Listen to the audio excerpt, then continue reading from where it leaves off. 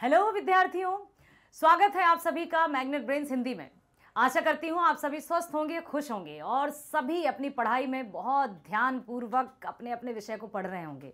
साथ ही साथ आपके फेवरेट चैनल मैग्नेट ब्रेन्स पर अपने सभी विषय के वीडियोस भी देख रहे होंगे और साथ ही साथ ये आशा भी करती हूँ कि किसी तरह से भी आप परीक्षा की टेंशन तो नहीं ले रहे होंगे, क्योंकि टेंशन तो वो लेते हैं ना जो पढ़ते नहीं, और आप लोग तो बड़े कर्मठ विद्यार्थी हो। डियर स्टूडेंट्स, यहाँ पर मैं आज आपके लिए एक विशेष वीडियो लेकर आई हूँ। बड़ा ही अच्छा महसूस होगा आपको भी और ध्यानपूर्वक मेरे साथ बने भी रहना है, क्योंकि आज हम करने वाले हैं सीबीएसई द्वारा रिलीज्ड सैंपल पेपर सॉल्यूशंस। जी हाँ, कक्षा 10वीं कोर्स बा हिंदी की बात कर रही हूँ मैं, course B Hindi class 10th कक्षा 10वीं, जिसमें आपको पता ही है कि इसका कोड है 085 और हम देखेंगे सैंपल पेपर्स विद सॉल्यूशंस, प्रतिदर्श प्रश्न पत्र और उसके उत्तरों को भी देखेंगे। बहुत ध्यान से सुनिएगा, सभी प्रश्नों को देखिएगा और जो भी कुछ मैं यहाँ बताने जा रही हूँ अपने मस्तिष्क को एकदम 100% फुल्ली फोकस्ड होकर सुनिएगा मेरी बात को। जितने अच्छे से आप सुनेंगे समझ में आएगा और जो आपकी बोर्ड परीक्षा होगी फिर आप उसमें प्रथम सीढ़ी चढ़ चुके होंगे। ये सैंपल पेपर आपको बहुत हद तक, कहते हैं ना, प्रथम सीढ़ी पर यदि हम कदम रख देते हैं तो आगे की सीढ़ियों पर हम बढ़ते जाते हैं और अपनी मंजिल तक पहुंच जाते हैं। तो आ जाइए मेरे साथ, चलते हैं हम सैंपल पेपर की तरफ। प्रतिदर्श प्रश्न पत्र 2022-23 जो कि सीबीएसई द्वारा रिलीज किया गया है। हिंदी है आपकी कोर्स बी, जिसका कोड है 085, कक्षा 10वीं। समय रहेगा 3 घंटे और पूर्णांक रहेंगे 80। 3 घंटे में आपको पेपर देना होगा। हिंदी भाषा का पेपर है, पेपर लेंदी रहेगा, इसलिए पेपर को देखकर या पृष्ठ संख्या देखकर घबराने की बिल्कुल ज़रूरत नहीं है। बस यहाँ पर ध्यान दो और सुनो ध्यान से, सब कुछ बहुत अच्छे से हो जाएगा, लेकिन गंभीरतापूर्वक बहुत सिंसियरिटी के साथ आपको सुनना है और समझना है। सामान्य निर्देश जो दिए रहते हैं उन पर आपको विशेष ध्यान देना है। ऐसा बिल्कुल मत कीजिए जैसे अक्सर बच्चे कर देते हैं, स्टूडेंट्स कर देते हैं कि निर्देश को पढ़ना नहीं है, इंस्ट्रक्शंस को पढ़ना नहीं है और जल्दबाजी में प्रश्न पढ़े और हड़बड़ाहट में कुछ भी लिख दिया। सो बी काम, पेशेंसली अपना बहुत अच्छे से अपने आप को रखिए और इन जो निर्देश दिए हैं उनको पढ़िए। जैसे इस प्रश्न पत्र में 2 खंड हैं, खंड आ और खंड बा, ठीक है। खंड आ में उप प्रश्नों सहित 45 वस्तुपरक प्रश्न पूछे गए हैं, ऑब्जेक्टिव टाइप प्रश्न। दिए गए निर्देशों का पालन करते हुए कुल 40 प्रश्नों के आपको उत्तर देना है। कितने में से? 45 में से आपको 40 के उत्तर देने हैं, ठीक है। 45 में से आपको 40 के उत्तर देना है। खंड बा में वर्णात्मक प्रश्न पूछे गए हैं, आंतरिक विकल्प भी दिए गए हैं। निर्देशों को बहुत सावधानी से पढ़िए और उनका पालन जरूर कीजिए। 2 खंडों के कुल 18 प्रश्न हैं, खंड आ और खंड बा में मिलाकर कुल मिलाकर 18 प्रश्न हैं। दोनों खंडों के प्रश्नों के उत्तर देना अनिवार्य है। यथासंभव दोनों खंडों के प्रश्नों के उत्तर क्रमशः लिखिए। ये पॉइंट आपको मैं पुनः बताना चाहूंगी, फिर से पढ़ रही हूं कि यथासंभव कोशिश कीजिएगा, अपनी तरफ से पूरी कोशिश कीजिएगा कि जो क्रम दिया है प्रश्नों का उसी क्रम में आप उत्तर लिखें, जिससे जो चेकर्स होते हैं उनको सुविधा भी होती है और वो बड़े ही सकारात्मक तरीके से आपकी कॉपी की जांच करते हैं।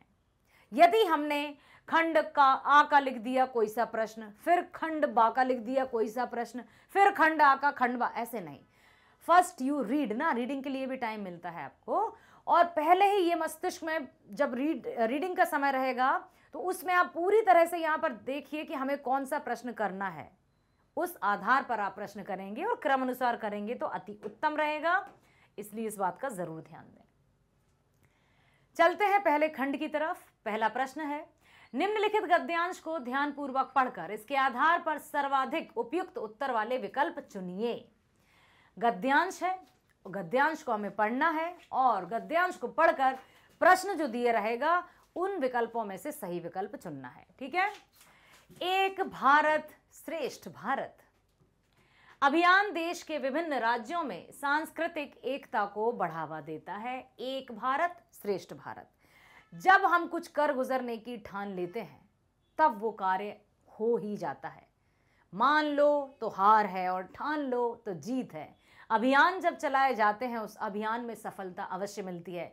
कई लोग कई तरह की बातें करते हैं, परंतु जब हम अपने कर्म के प्रति सजग रहते हैं, कर्मठ समर्पण भाव के साथ करते हैं, तो उस कार्य में सफलता मिलती है। अभियान देश के विभिन्न राज्यों में सांस्कृतिक एकता को बढ़ावा देता है। भारत एक अनोखा राष्ट्र है जिसका निर्माण विविध भाषा, संस्कृति, धर्म के तानों बानों, अहिंसा और न्याय के सिद्धांतों पर आधारित स्वाधीनता संग्राम तथा सांस्कृतिक विकास के समृद्ध इतिहास द्वारा एकता के सूत्र में बांधकर हुआ है। हम इतिहास की बात करें या वर्तमान की, भारतवर्ष में कला एवं संस्कृति का अनूठा प्रदर्शन हर समय एवं हर स्थान पर हुआ ही है।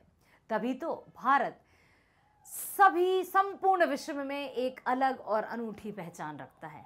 नृत्य, संगीत, चित्रकला, मूर्तिकला, वास्तुकला इत्यादि से समृद्ध भारत की पहचान पूरे विश्व में है।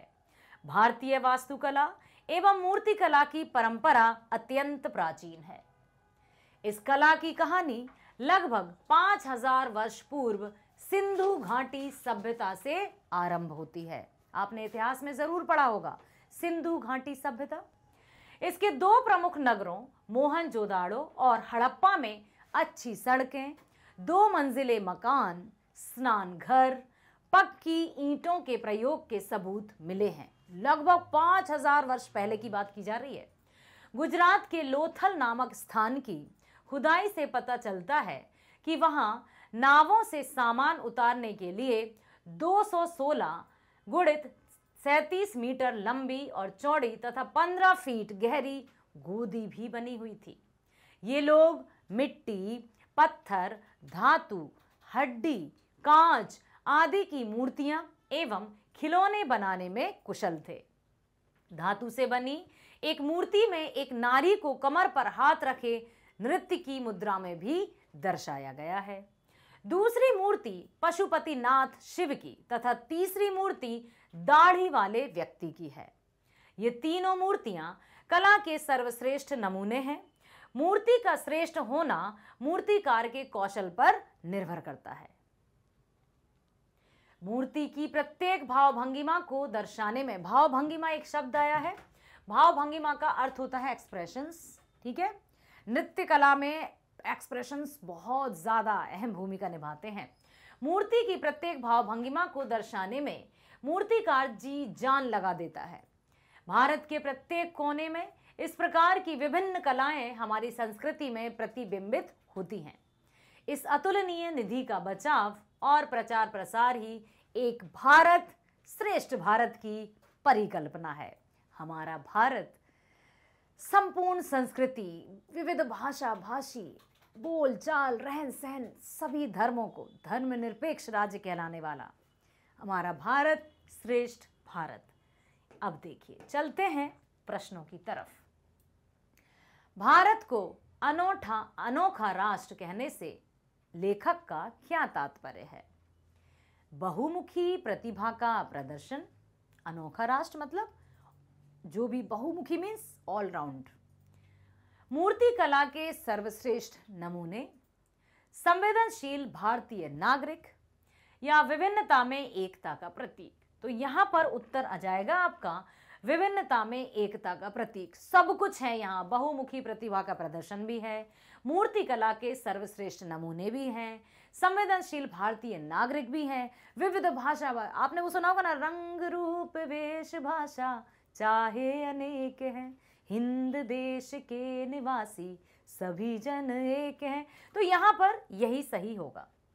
अगला प्रश्न है, सिंधु घाटी की सभ्यता प्रतीक है मूर्तिकार के कौशल का, एक भारत श्रेष्ठ भारत का, प्राचीन सुव्यवस्थित सभ्यता का, स्वाधीनता संग्राम के नायकों का। तो यहां पर उत्तर आ जाएगा प्राचीन सुव्यवस्थित सभ्यता का। कितने अच्छे से सब कुछ दिखाया ना, मकान थे, स्नानागार थे, वहां की सभ्यता थी, संपूर्ण एक सुव्यवस्थित समाज था, वेल ऑर्गेनाइज्ड सोसाइटी। गद्यांश हमें क्या संदेश देता है? कलाकार अपनी कला का श्रेष्ठ प्रदर्शन करता है। भारतीय नृत्य और संगीत की कला विश्व प्रसिद्ध है। भारतीय सभ्यता एवं संस्कृति का संरक्षण आवश्यक है। स्वाधीनता संग्राम में क्रांतिकारियों का विशेष योगदान है। तो यहां पर उत्तर आ जाएगा भारतीय सभ्यता एवं संस्कृति का संरक्षण आवश्यक है, क्योंकि भारतीय सभ्यता और संस्कृति का यदि हम संरक्षण नहीं करेंगे तो भारत की अस्मिता, भारत की पहचान जो युगों युगों से बनी है वो धूमिल होती चली जाएगी। अतः भारतीय के एक जिम्मेदार नागरिक होने के नाते हमें इसकी सभ्यता और संस्कृति का संरक्षण अवश्य करना होगा। अगला है, गद्यांश में मूर्तियों का सविस्तार वर्णन दर्शाता है। क्या दर्शाता है? मूर्तियों का सविस्तार, सूक्ष्म अवलोकन एवं कला प्रेम, प्राचीन मूर्तियों की भाव भंगिमा एक्सप्रेशंस, ठीक है, स्थूल अवलोकन एवं कला प्रेम, सांस्कृतिक एकता एवं सौहार्द। तो यहां पर बताता है ये सूक्ष्म अवलोकन एवं कला प्रेम, इतने सूक्ष्मता से ऑब्जर्वेशन, कीनली ऑब्जर्वेशन, ठीक है, कला प्रेम, आर्ट के प्रति भी लगाव। अगला प्रश्न है, निम्नलिखित कथन ए तथा कारण आर को ध्यानपूर्वक पढ़िए, उसके बाद दिए गए विकल्पों में से किसी एक सही विकल्प को चुनकर लिखना है।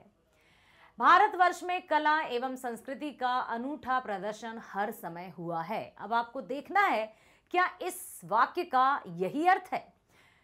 कारण है, भारतीय वास्तुकला एवं मूर्तिकला की परंपरा अत्यंत प्राचीन है। कथन ए तथा कारण दोनों गलत हैं। कथन ए गलत है लेकिन कारण सही है, कथन सही है लेकिन कारण गलत व्याख्या करता है, या कथन ए और कारण दोनों सही हैं और सही व्याख्या करता है। तो कथन ए सही है लेकिन उसकी व्याख्या सही नहीं है, क्योंकि भारतवर्ष में कला एवं संस्कृति का अनूठा प्रदर्शन हर समय हुआ है, बिल्कुल सही है, लेकिन क्या इसकी ये व्याख्या है कि भारतीय वास्तुकला एवं मूर्तिकला की परंपरा अत्यंत नहीं, ठीक है, इसलिए यही सही होगा। निम्नलिखित गद्यांश को ध्यानपूर्वक पढ़कर इसके आधार पर सर्वाधिक उपयुक्त उत्तर वाले विकल्प चुनकर लिखिए। परिश्रम यानी मेहनत, अपना जवाब आप ही है। परिश्रम, मेहनत जो करते हैं उनकी विजय निश्चित है, उसका अन्य कोई जवाब ना है और ना ही हो सकता है। अर्थात जिस काम के लिए परिश्रम करना आवश्यक है, हम मतलब जिस कार्य के लिए परिश्रम करना आवश्यक हो, हम चाहें कि वह अन्य किसी उपाय से पूरा हो जाए तो ऐसा कतई संभव नहीं है। जिस कार्य में जितनी मेहनत की आवश्यकता है उतना कार्य, उतनी मेहनत हमें करनी होगी, सफलता तभी मिलेगी, नहीं तो सफलता पाने के लिए कोई शॉर्ट मार्ग नहीं होता है, वह लगातार और मन लगाकर परिश्रम करने से ही होगा। इसी कारण कहा जाता है उद्योगिनम पुरुषिंग मुपैति लक्ष्मी, अर्थात उद्योग या परिश्रम करने वाले पुरुष सिंहों का ही लक्ष्मी वरण करती है। सभी प्रकार की धन संपत्तियां और सफलताएं लगातार परिश्रम से ही प्राप्त होती हैं। परिश्रम ही सफलता की कुंजी है, यह परीक्षण की कसौटी पर कसा गया सत्य है। निरंतर प्रगति और विकास की मंजिलें तय करते हुए हमारा संसार आज जिस स्तर और स्थिति तक पहुंच पाया है, वह सब हाथ पर हाथ रखकर बैठे रहने से नहीं हुआ है। यदि हाथ पर हाथ रखकर बैठ जाते तो आज जो कुछ हुआ है वो नहीं हो पाता। कई प्रकार के विचार बनाने, अनुसंधान करने, उनके अनुसार लगातार योजनाएं बनाकर तथा कई तरह के अभावों और कठिनाइयों को सहते हुए निरंतर परिश्रम करते रहने से ही संभव हो पाया है। आज जो लोग सफलता के शिखर पर बैठकर दूसरों पर शासन कर रहे हैं, आदेश दे रहे हैं, ऐसी शक्ति और सत्ता प्राप्त करने के लिए पता नहीं किन किन रास्तों से चलकर किस किस तरह के कष्ट और परिश्रम पूर्ण जीवन जीने के बाद उन्हें इस स्थिति में पहुंचने में सफलता मिल पाई है। क्योंकि हमें सिर्फ सफल व्यक्ति तो दिखाई दे रहा है या हमें सफलता तो दिखाई दे रही है, लेकिन उसके पीछे का संघर्ष हम नहीं देख पाते हैं और हमें लगता है कि सफलता तो बस यूं ही मिल जाती है, थोड़ा सा कुछ काम करेंगे और हम सफल हो जाएंगे। ऐसे विचारों को मन में स्थान मत देना। जिस कार्य के लिए जितनी परिश्रम या जितनी मेहनत की आवश्यकता होगी वो कार्य उतनी ही मेहनत से होगा। हाथ पैर हिलाने पर ही कुछ पाया जा सकता है, उदास या निराश होकर बैठ जाने से नहीं। निरंतर परिश्रम व्यक्ति को चुस्त दुरुस्त रखकर सजग तो बनाता ही है, साथ ही साथ निराशाओं से दूर रखकर आशा उत्साह भरा जीवन जीना भी सिखाता है। बिल्कुल सही है। जो हमेशा कर्म पथ पर अग्रसर रहते हैं वो बुझे बुझे से नहीं रहते हैं और हमेशा एक्टिव रहते हैं और बहुत ही अच्छा अनुभव भी करते हैं। प्रश्न है, परीक्षण की कसौटी पर कसे जाने से तात्पर्य है सत्य सिद्ध होना, कथन का प्रामाणिक होना, आकलन प्रक्रिया तीव्र होना या योग्यता का मूल्यांकन होना। तो यहां पर आ जाएगा कथन का प्रामाणिक होना। कसौटी मतलब एकदम सत्य, एकदम ट्रुथ, यूनिवर्सल ट्रुथ। परीक्षण की कसौटी पर कसे जाने का तात्पर्य है कथन का एकदम प्रामाणिक होना, प्रमाण के साथ, सबूत के साथ, ठोस के साथ। ठीक है। अगला, हाथ पैर हिलाने से कुछ पाया जा सकता है। पंक्ति के माध्यम से लेखक किसको प्रेरणा दे रहे हैं? तैराकी, परिश्रम, हाँ, या परीक्षण या हस्तशिल्प। तो यहां पर दी जा रही है बात परिश्रम की। निम्नलिखित कथनों पर विचार कीजिए। परिश्रम व्यक्ति को सकारात्मक बनाता है। आज संसार पतन की ओर बढ़ रहा है। पुरुषार्थ के बल पर ही व्यक्ति धनार्जन करता है। उपर्युक्त कथनों में से कौन सा या कौन से कथन सत्य हैं? केवल पहला, परिश्रम व्यक्ति को सकारात्मक बनाता है। केवल दूसरा, आज संसार पतन की ओर बढ़ रहा है। पहला और तीसरा, पुरुषार्थ के बल पर ही व्यक्ति धनार्जन करता है, या दूसरा और तीसरा? तो क्या लगता है आपको कि पहला और तीसरा? यदि पहला और तीसरा है तो गा ही उत्तर सही है। आगे चलते हैं। निम्नलिखित में से कौन सा शब्द गद्यांश में दिए गए अनुसंधान शब्द के सही अर्थ को दर्शाता है? अनुसंधान का अर्थ क्या परीक्षण है? अनुसंधान का अर्थ योजनाएं है, अन्वेषण है या सिंह मुंह पैती है? तो अनुसंधान का अर्थ होता है अन्वेषण। अगला प्रश्न है, निम्नलिखित में से किस कथन को गद्यांश की सीख के आधार पर कहा जा सकता है? अल्प ज्ञान खतरनाक हो सकता है, खतरनाक होता ही है। गया समय वापस नहीं आता है। मेहनत से कल्पना साकार होती है। आवश्यकता आविष्कार की जननी है। तो मेहनत से ही कल्पना साकार होती है। सिर्फ हाथ पर हाथ रखे रहने से कुछ भी नहीं मिलता। यूं ही नहीं मिल जाते। गोताखोर को मोती डुबकियां सिंधु में बार बार लगाता है। नन्ही सी चींटी 100 बार चढ़ती है और फिसलती है, फिर तभी जाकर उसको सफलता मिलती है। प्रश्न है अगला, निर्देश अनुसार पदबंध पर आधारित 5 बहुविकल्पीय प्रश्नों में से किन्हीं 4 प्रश्नों के उत्तर दीजिए। ठीक है। अब किस पर आधारित है? पदबंध पर आधारित। वामीरो फटती हुई धरती के किनारे चीखती हुई दौड़ रही थी। रेखांकित पदबंध का भेद है। चीखती हुई दौड़ रही थी। संज्ञा पदबंध, सर्वनाम पदबंध, क्रिया पदबंध या विशेषण पदबंध? तो यहां पर बात की जा रही है दौड़ने की। तो दौड़ना क्या है? दौड़ना है क्रिया। यस, क्रिया पदबंध। आगे चलते हैं। निर्भीक और साहसी वजीर अली अपने अधिकार के लिए लड़ रहा था। इस वाक्य में विशेषण पदबंध है। साहसी वजीर अली लिए लड़ रहा था। निर्भीक और साहसी अपने अधिकार के लिए तो यहाँ पर निर्भीक और साहसी, इस वाक्य में विशेषण पदबंध क्या है? विशेषता कहाँ दिखाई दी जा रही है? निर्भीक और साहसी यह विशेषण है ना, तो यही होगा। यस। क्रिया पदबंध का उदाहरण छांटिए। अब क्रिया पदबंध कहाँ है?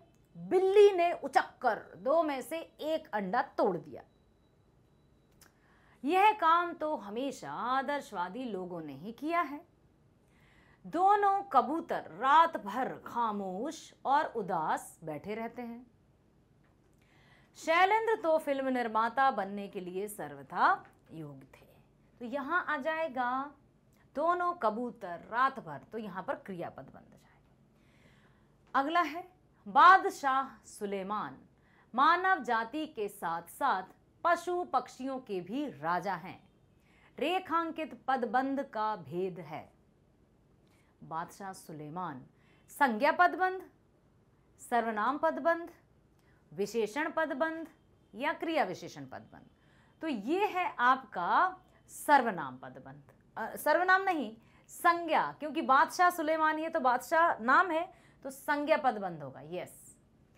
हरिहर काका धीरे धीरे चलते हुए आंगन तक पहुंचे। रेखांकित पदबंध मतलब जो लिखा है अलग कलर में, उसको हमने रेखांकित बोला है यहाँ पर, ठीक है। धीरे धीरे क्या? कोई कहेगा कैसे चले? धीरे धीरे। याद आया हमने क्या पढ़ा था तब वहां? कैसे, कब, कहाँ, कौन, कितना, क्या? क्या हमने संज्ञा पदबंध के समय ये पढ़ा था? क्रिया पदबंध, विशेषण पदबंध या क्रिया विशेषण?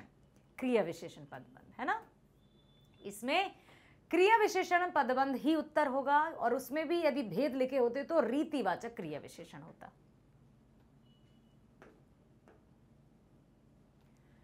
निर्देशानुसार रचना के आधार पर वाक्य भेद पर आधारित 5 बहुविकल्पीय प्रश्नों में से किन्हीं 4 प्रश्नों के उत्तर दीजिए। जब उसने तांतारा को देखा तो वह फूट कर रोने लगी। इस वाक्य का सरल वाक्य होगा। तांतारा को देखते ही वह फूट फूट कर रोने लगी। तांतारा को देखकर वामीरो फूट कर रोने लगी। वामीरो ने तांतारा को देखा और फूट कर रोने लगी। जैसे ही वामीरो ने तांतारा को देखा तो फूट कर रोने लगी। सरल वाक्य है, तो तांतारा को देखते ही वह फूट कर रोने लगी, यही लग रहा है, यही होगा, यही है। अगला, जब हम अकेले पढ़ते हैं तब अपने आप से लगातार बड़बड़ाते रहते हैं। रचना के आधार पर वाक्य का भेद क्या है? जब हम अकेले पढ़ते हैं तो हम अपने आप से लगातार बड़बड़ाते हैं। सरल वाक्य है? संयुक्त है? नहीं लग रहा। मिश्र वाक्य? यस, मिश्र वाक्य लग रहा है। यस, मिश्र वाक्य है। आगे चलो। आपके अच्छे कार्यक्रमों को सभी पसंद करते हैं। दिए गए वाक्य का मिश्र वाक्य होगा। आपके अच्छे कार्यक्रम सभी के पसंदीदा होते हैं। जब कार्यक्रम होते ही अच्छे हैं, सभी पसंद करते ही हैं। आपके कार्यक्रम इतने अच्छे होते हैं कि सभी पसंद करते हैं। आपके कार्यक्रम इतने अच्छे हैं इसलिए सभी को पसंद आते हैं। यहाँ पर बात है, आपके कार्यक्रम इतने अच्छे होते हैं कि सभी पसंद करते हैं। निम्नलिखित वाक्यों में से संयुक्त वाक्य है, आपने मुझे कारतूस दिए इसलिए आपकी जान बख्श करता हूं। अब हमें संयुक्त बताना है। उसके अफसाने सुन के रॉबिन हुड के कारनामे याद आ जाते हैं। किसके? वजीर अली के। वह एक 6 मंजिली इमारत थी जिसकी छत पर एक सुंदर पर्णकुटी थी। ग्वालियर से मुंबई या बंबई की दूरी ने संसार को काफी कुछ बदल दिया। संयुक्त वाक्य बताना है, बताइए जल्दी। तो यहां पर आ जाएगा, आपने मुझे कारतूस दिए इसलिए आपकी जान बख्श करता हूं। ठीक है। अगला है, सभी लिख चुके हैं लेकिन कनक अभी तक लिख रही है। रचना के आधार पर इस वाक्य का भेद क्या होगा? सरल वाक्य, संयुक्त वाक्य, मिश्र वाक्य या विधानवाचक? तो बात हो रही है यहां पर संयुक्त वाक्य की, क्योंकि सभी लिख चुके हैं, ये भी अपने आप में पूर्ण वाक्य है। वह अभी कनक अभी तक लिख रही, ये भी अपने आप में पूर्ण वाक्य है। और संयुक्त वाक्य क्या होते हैं? जो दो सरल वाक्यों से मिलकर वाक्य बनते हैं, संयुक्त वाक्य कहलाते हैं। संयुक्त वाक्य को तोड़ने पर सरल वाक्य में फिर से वे परिवर्तित हो जाते हैं। अगला प्रश्न, निर्देशानुसार समास पर आधारित 5 बहुविकल्पीय प्रश्नों में से किन्हीं 4 प्रश्नों के उत्तर दीजिए। महावीर शब्द समस्त पद कौन से समास का उदाहरण है? देखिए, महावीर, महावीर मतलब महान है जो वीर। द्विगु समास, कर्मधारय, तत्पुरुष या अव्ययी भाव। तो यहां पर होगा कर्मधारय समास। यस, क्योंकि महान है जो वीर, सिर्फ और सिर्फ इसी की जब बखान किया जाता है, जो लिखा है पूर्व पद और उत्तर पद, विशेषण और विशेष की बात की जाती है, तब वहां कर्मधारय समास होता है। चंद्र खिलौना समस्त पद का विग्रह। चंद्र का खिलौना, चंद्र और खिलौना, चंद्र रूपी खिलौना, चंद्र के लिए खिलौना। तो चंद्र खिलौना का अर्थ होगा चंद्र रूपी खिलौना, ऐसा खिलौना जो चंद्रमा के समान हो। मैया मैं तो चंद्र खिलौना ले हूं। निम्नलिखित युग्मों पर विचार कीजिए। समस्त पद है और समास है। गृह प्रवेश द्वंद्व समास। साफ साफ यस दूसरे का पहला। गृह में प्रवेश तत्पुरुष। त्रिकोण अव्ययी और मृगलोचन बहुव्रीहि। तो यहां पर आ जाएगा पहले का गृह में प्रवेश, पहले का तीसरा, ठीक है। साफ साफ पहला, त्रिकोण दूसरा, बचा है चौथा। यही होना चाहिए।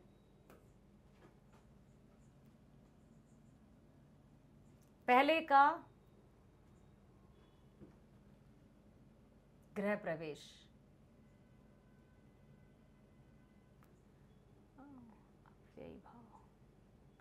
यही सही है ना। गृह में प्रवेश पहले का अव्ययी भाव तत्पुरुष है, क्योंकि जब कभी समस्त पद करने पर कारक विभक्तियां लगती हैं वहां होता है तत्पुरुष समास, ठीक है।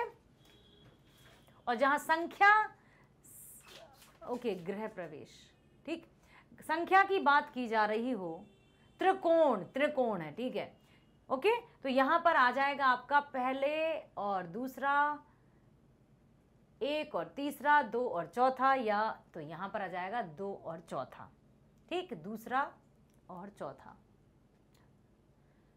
निम्नलिखित युगों में विचार कीजिए कि समस्त पद, यह है साफ साफ समास है।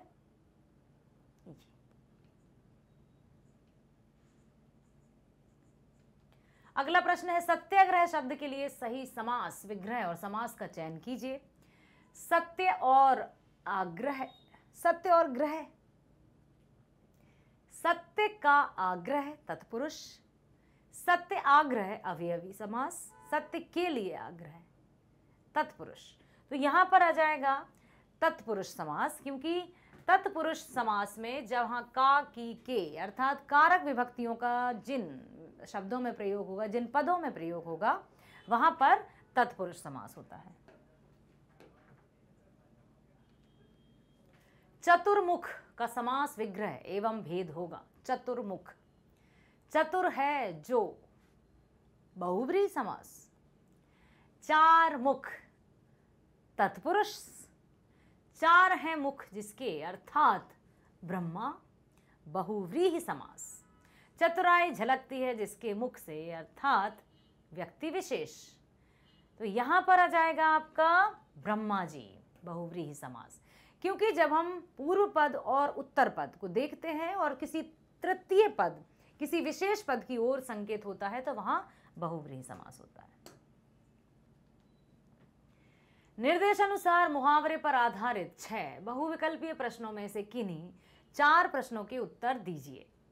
मुहावरे और अर्थ के उचित मेल वाले विकल्प का चयन कीजिए। गिरह बांधना मतलब मार डालना, तलवार खींचना मतलब सब कुछ नष्ट कर देना। पन्ने रंगना, व्यर्थ में लिखना। कदम उठाना, सामना करना। अब जो मुहावरा है और उसका सही जो होगा अर्थ उसको लिखना। गिरह बांधना मतलब मार डालना, तलवार खींचना सब कुछ नष्ट करना, व्यर्थ में लिखना। यस, पन्ने रंगना मतलब पन्ने रंगते रहते हैं, व्यर्थ में कुछ ना कुछ लिखते रहते हैं। अयोग्य को कोई महत्वपूर्ण वस्तु मिलना के लिए उपयुक्त मुहावरा है। दांतों तले उंगली दबाना, नहीं, इसका तो है आश्चर्यचकित हो जाना। अंधे के हाथ बटेर लगना, यस। अंधे की लाठी बनना, मोह माया के बंधन में। अंधे के हाथ बटेर लगना का अर्थ है अयोग्य को कोई महत्वपूर्ण वस्तु मिलना।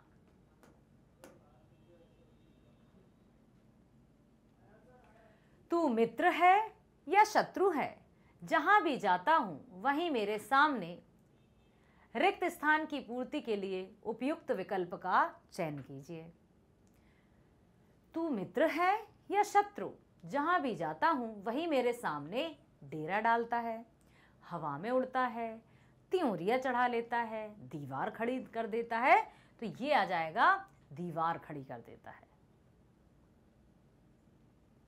पढ़ाई में मेहनत कर मैं हो सकता हूं उचित मुहावरे से रिक्त स्थान की। पढ़ाई में मेहनत कर मैं, खून का घूंट नहीं, एक पंथ दो काज। पैरों पर खड़ा होना हो सकता हूं या अपना हाथ जगन्ना। तो यहां पर आ जाएगा पैरों पर खड़ा हो सकता हूं। ठीक। रेखांकित अंश के लिए कौन सा मुहावरा प्रयुक्त करना उचित रहेगा। तुम सारा दिन काम में जुटे रहते हो, कभी आराम भी कर लिया करो। कोल्हू का बैल, खेत का बैल, तीन तेरा होना या हक्का बक्का होना।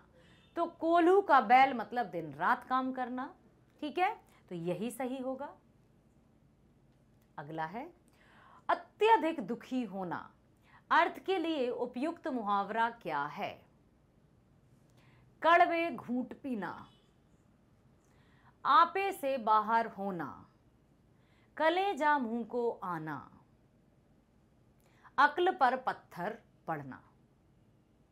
बताइए, अत्यधिक दुखी होना मतलब कड़वे घूंट पीना, आपे से बाहर होना, कलेजा मुंह को आना या अक्ल पर पत्थर। तो यहां पर आ जाएगा कलेजा मुंह को आना। इतना अधिक दुखी था कि ऐसा लग रहा था कि बस मानो कलेजा ही मुंह में आ गया हो।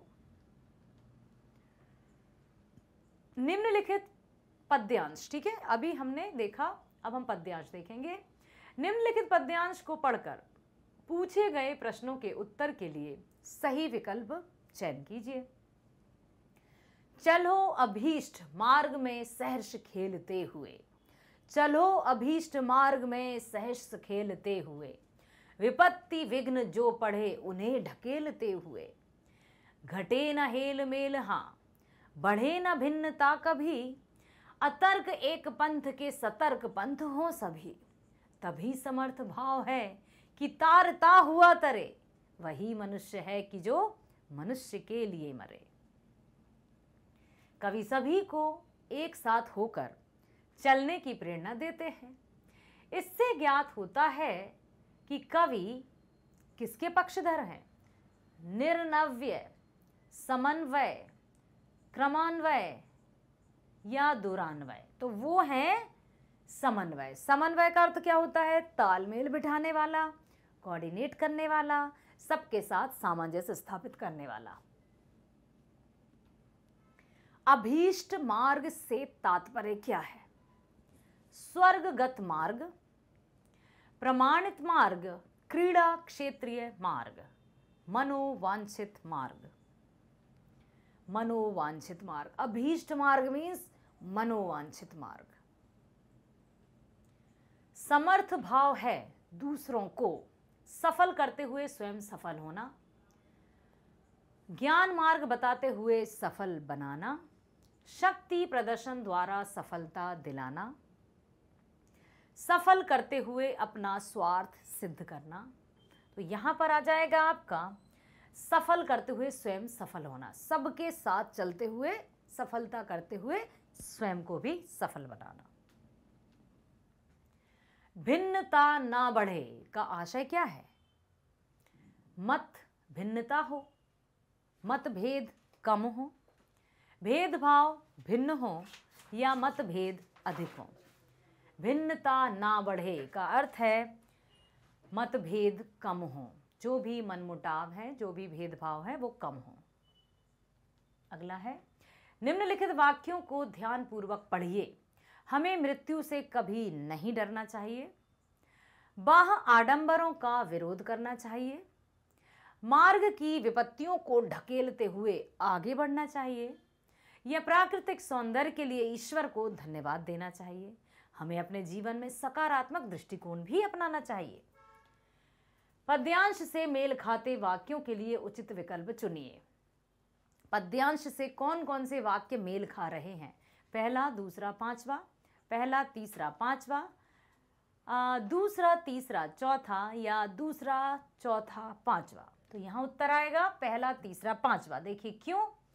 पहला, तीसरा और पांचवा, ये कविता की पंक्तियां हमने पढ़ी हैं कि हमें मृत्यु से कभी नहीं डरना चाहिए, मार्ग की विपत्तियों को ढकेलते हुए आगे बढ़ना चाहिए और अपने जीवन में सकारात्मक दृष्टिकोण रखना चाहिए। ये हमारी कविता की पंक्ति है, इसलिए पहला, तीसरा और पांचवा ही सही जाएगा।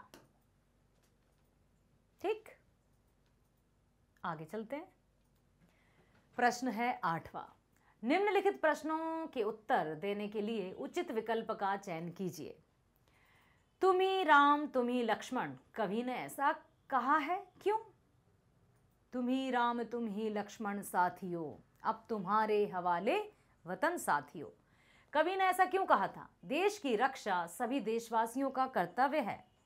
राम और लक्ष्मण द्वारा सीता की रक्षा की गई है। सैनिक युद्ध भूमि में वीर गति को प्राप्त कर चुके हैं या आत्म बलिदान के अवसर निरंतर बने रहते हैं। देश की रक्षा सभी देशवासियों का कर्तव्य है, जो सीमा पर तैनात हैं उनका भी, और जो हम सब हैं अपने अपने कर्तव्य पथ पर चलेंगे वो भी देश सेवा है। तब मुख पहचानूं छिन छिन में का भाव है, प्रभु की सत्ता पर संदेह ना करना, प्रत्येक जीव में परमात्मा को देखना, ईश्वर के दर्शनों की अभिलाषा रखना, सतमार्ग पर चलकर जीवन यापन करना। तब मुख पहचानूं छिन छिन में, प्रभु की सत्ता पर संदेह नहीं करना। अगला है 9वां प्रश्न। निम्नलिखित गद्यांश को पढ़कर पूछे गए प्रश्नों के उत्तर सही विकल्प दीजिए। रातें दसों दिशाओं से कहेंगी अपनी कहानियां, पर संगीतकार जयकिशन ने आपत्ति की। उनका ख्याल था कि दर्शक 4 दिशाएं तो समझ सकते हैं, 10 दिशाएं नहीं, पाठ्यपुस्तक की हैं। लेकिन शैलेंद्र परिवर्तन के लिए तैयार नहीं हुए। तीसरी कसम के शिल्पकार चैप्टर है ना, उनका दृढ़ मंतव्य था कि दर्शकों की रुचि की आड़ में हमें उथलेपन को उन पर नहीं थोपना चाहिए। कलाकार का यह कर्तव्य भी है कि वह उपभोक्ता की रुचियों का परिष्कार करने का प्रयत्न करे, और उनका यकीन गलत नहीं था। यही नहीं, वे बहुत अच्छे गीत भी जो उन्होंने लिखे बेहद लोकप्रिय हुए। शैलेंद्र ने झूठे अभिजात्य को कभी नहीं अपनाया। उनके गीत भाव प्रवण थे, द्रूह नहीं। मेरा जूता है जापानी, ये पतलून इंग्लिस्तानी, सर पे लाल टोपी रूसी, फिर भी दिल है हिंदुस्तानी। यह गीत शैलेंद्र जी ही लिख सकते थे, शांत नदी का प्रवाह और समुद्र की गहराई लिए हुए। यही विशेषता उनकी जिंदगी की थी और यही उन्होंने अपनी फिल्म के द्वारा भी साबित किया था। प्रश्न है, गीत रातें दसों दिशाओं से कहेंगी अपनी कहानियां पर संगीतकार जयकिशन ने आपत्ति की, क्योंकि उनके अनुसार 10 दिशाओं का गहन ज्ञान दर्शकों को नहीं होगा। इससे दर्शकों की रुचियों का परिष्कार नहीं होगा। जागरूक दर्शक ऐसी स्पष्ट बातें पसंद नहीं करेंगे, या दर्शकों की रुचि के लिए उन पर उथलापन नहीं थोपना चाहिए। तो उत्तर होगा कि 10 दिशाओं का गहन ज्ञान दर्शकों को नहीं होगा। भाई 4 दिशाएं तो ठीक हैं, 10 दिशाओं का कहां से ज्ञान होगा। उनका यह दृढ़ मंतव्य था कि दर्शकों की रुचि की आड़ में हमें उथलेपन को उन पर नहीं थोपना चाहिए। कलाकार का यह कर्तव्य भी है कि वह उपभोक्ता की रुचियों का परिष्कार करने का प्रयत्न करे। कथन के माध्यम से ज्ञात होता है कि शैलेंद्र हैं दृढ़ निश्चयी, सफल फिल्म निर्माता एवं कवि। सफल फिल्म निर्माता, गीतकार और कवि, समाज सुधारक, कर्मयोगी, गीतकार और कवि, या आदर्शवादी, उच्च कोटि के गीतकार एवं कवि। आदर्शवादी भी हैं, उच्च कोटि के गीतकार भी हैं और कवि भी हैं। यही सही होगा। अगला प्रश्न है, निम्नलिखित कथन ए तथा कारण को ध्यानपूर्वक पढ़िए, उसके बाद दिए गए विकल्पों में से किसी सही विकल्प का लिखिए। जैसे उनके गीत भाव प्रवण थे, दुरूह नहीं। यहां पर बात हो रही है शैलेंद्र जी की। अब आपको यह बताना है कि इस पंक्ति का अर्थ यही है क्या? शैलेंद्र के द्वारा लिखे गीत भावनाओं से ओतप्रोत थे, उनमें गहराई थी, गीतों की भाषा सहज थी, सरल थी, क्लिष्ट नहीं। बिल्कुल सही है ना? तो कथन तथा कारण दोनों गलत हैं, मतलब ये गलत है। कथन गलत है लेकिन कारण सही है, ये भी गलत है। कथन सही है लेकिन कारण गलत, ये भी गलत है। अर्थात कथन तथा कारण दोनों सही हैं, यही सही है, यही सही होगा। यस। मेरा जूता है जापानी, यह गीत शैलेंद्र ही लिख सकते थे। लेखक द्वारा ऐसा कहना ज्ञान दर्शाता है शैलेंद्र के प्रति उनका कर्तव्य बोध, मैत्री भाव, व्यक्तित्व या अवलोकन। अवलोकन, ऑब्जर्वेशन। गद्यांश के आधार पर शैलेंद्र के निजी जीवन की छाप मिलती है कि वे थे बेहद गंभीर, उदार, दृढ़ इच्छा शक्ति और संकीर्ण हृदय। बेहद गंभीर, उदार, कृपण और संकीर्ण हृदय, बेहद गंभीर, भावुक, कृपण और दृढ़ इच्छा शक्ति, या फिर बेहद गंभीर, उदार, दृढ़ इच्छा शक्ति और भावुक। तो यही होगा, ठीक है? क्योंकि यहां पर जो दी है ना, संकीर्ण हृदय या कृपण, ये नकारात्मक शब्द होते हैं। इनके माध्यम से लेखक की कमियों की ओर उजागर, जबकि वे संकीर्ण हृदय तो थे ही नहीं, छोटे से दिल के। कृपण भी नहीं थे, वो तो थे गंभीर, उदार, दृढ़ इच्छा शक्ति और भावुक। ठीक है, समझ आया? चलते हैं 10वें प्रश्न पर। निम्नलिखित प्रश्नों के उत्तर देने के लिए उचित विकल्प का चयन कीजिए। निम्नलिखित में से कौन से वाक्य बड़े भाई साहब कन्हई से प्राप्त प्रेरणा को दर्शाते हैं? कथनी और करनी का अंतर हमारी स्थिति को हास्यास्पद बना सकता है। पढ़ाई के साथ साथ खेल कूद भी छात्र जीवन के आवश्यक अंग हैं। केवल परीक्षा से पहले ध्यान लगाकर पढ़ लेने से प्रथम आ सकते हैं। बड़े भाई साहब ज्ञान की बातें लेखक को आसानी से समझा देते हैं। तो यहां पर आ जाएगा पहला और दूसरा। देखिए, कथनी और करनी पढ़ाई के साथ साथ, ठीक है, प्रेरणा को दर्शाते हैं। उस बड़े भाई साहब कहानी का हमें एज इट इज वाक्य नहीं छांटना था। अक्सर बच्चे, स्टूडेंट्स, आप लोग ये गलती कर देते हो कि यदि यहाँ बड़े भाई साहब लिखा है तो उसको उत्तर बांध देते, जबकि प्रश्न में क्या पूछा है? प्रश्न में पूछा है कि निम्नलिखित में से कौन से वाक्य बड़े भाई साहब कहानी से प्राप्त प्रेरणा को दर्शाते हैं। तो हमें बड़े भाई साहब कहानी से क्या प्रेरणा प्राप्त हुई? कथनी और करनी का अंतर हमारी स्थिति को हास्यास्पद बना सकता है, ठीक है, और यही है इसका सही जवाब। सादत अली को अवध के तख्त पर बिठाने के लिए पीछे कर्नल का उद्देश्य क्या था? वजीर अली, सादत अली उसके चाचा थे, ठीक है। अपने परम मित्र सादत अली की हर संभव सहायता करना, जाबाज योद्धा के रूप में मित्र सादत अली को प्रसिद्ध करना, कंपनी के वकील का कत्ल करवाने के लिए मिलकर षड्यंत्र रचना, या फिर अप्रत्यक्ष रूप से अवध पर कंपनी का आधिपत्य स्थापित करना। यही है, यस, क्योंकि वो ये चाहता था कि सादत अली को किस तरह से अपने चंगुल में फंसाया जाए, उसकी 10 लाख रुपए भी लिए, साथ ही साथ उसकी संपत्ति पर अधिकार भी आ जाए। ये चाल थी। अब है प्रश्न 11। निम्नलिखित प्रश्नों में से किन्हीं 2 प्रश्नों के उत्तर लगभग 60 शब्दों में दीजिए। 3 दूनी 6, मतलब 3 प्रश्नों के उत्तर हैं। भ्रमण हम सभी के जीवन का अभिन्न अंग है। हम अपनी व्यस्ततम दिनचर्या के बीच चैन से भरे कुछ पल शायद हम इसी प्रकार निकाल सकते हैं। शांत वातावरण में अपने तथा अपनों के लिए जीवन व्यतीत करना आवश्यक है।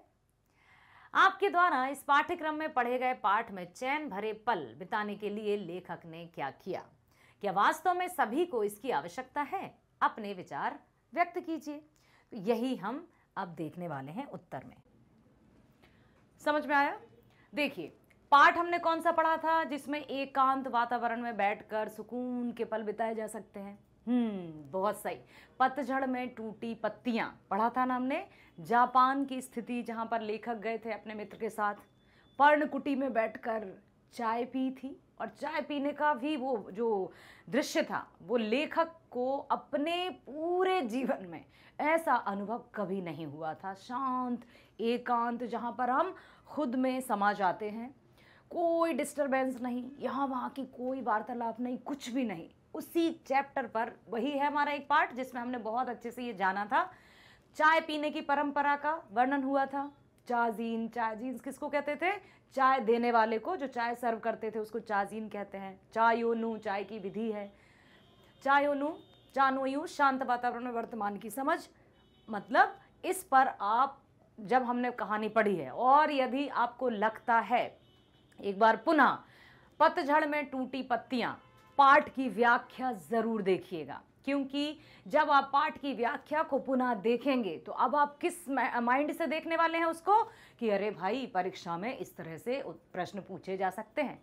अभी आप जो देख चुके होंगे पतझड़ में टूटी पत्तियां, वो सिर्फ यूं ही देखा होगा कि चलो पाठ है, हमने कहानी सुन ली, लेकिन अब आपको मस्तिष्क को और अधिक एकाग्रचित करके उस चैप्टर की व्याख्या फिर से देखना है। मैं कह रही हूं ना मेरे कहने पर, है ना? ठीक है, ध्यान से सुनिए कि पतझड़ में टूटी पत्तियां की व्याख्या एक बार देख लीजिएगा, या फिर कंप्लीट चैप्टर रिवीजन देख लीजिएगा, जिसमें आपको संपूर्ण पतझड़ में टूटी पत्तियों का जो चैप्टर था उसमें क्या क्या कहना चाहते थे लेखक, वो सब कुछ समझ में आ जाएगा। और फिर आपको देखिए, मैं एक बार पुनः प्रश्न पढ़कर बता रही हूं, फिर आपको समझ में आएगा, अच्छा तो इस तरह के प्रश्न भी पूछे जा सकते हैं। अब आप, ये तो हमेशा रहता है ना कि अरे कहीं पाठ के बीच में से प्रश्न तो नहीं आ जाएंगे। ये वही है कि आपके द्वारा इस पाठ्यक्रम में पढ़े गए पाठ में चैन भरे पल बिताने के लिए लेखक ने क्या किया था कि हम सभी जाते हैं घूमने फिरने। क्या हम सिर्फ सेल्फीज लेने जाते हैं, या वहाँ कुछ खाने पीने जाते हैं, या थोड़ा चैन के पल, सुकून के पल बिताना चाहते हैं? ठीक है, वही दिया था उस चैप्टर में। तो उसमें क्या शामिल करना है आपको? चाय पीने की परंपरा का जिक्र किया था लेखक ने।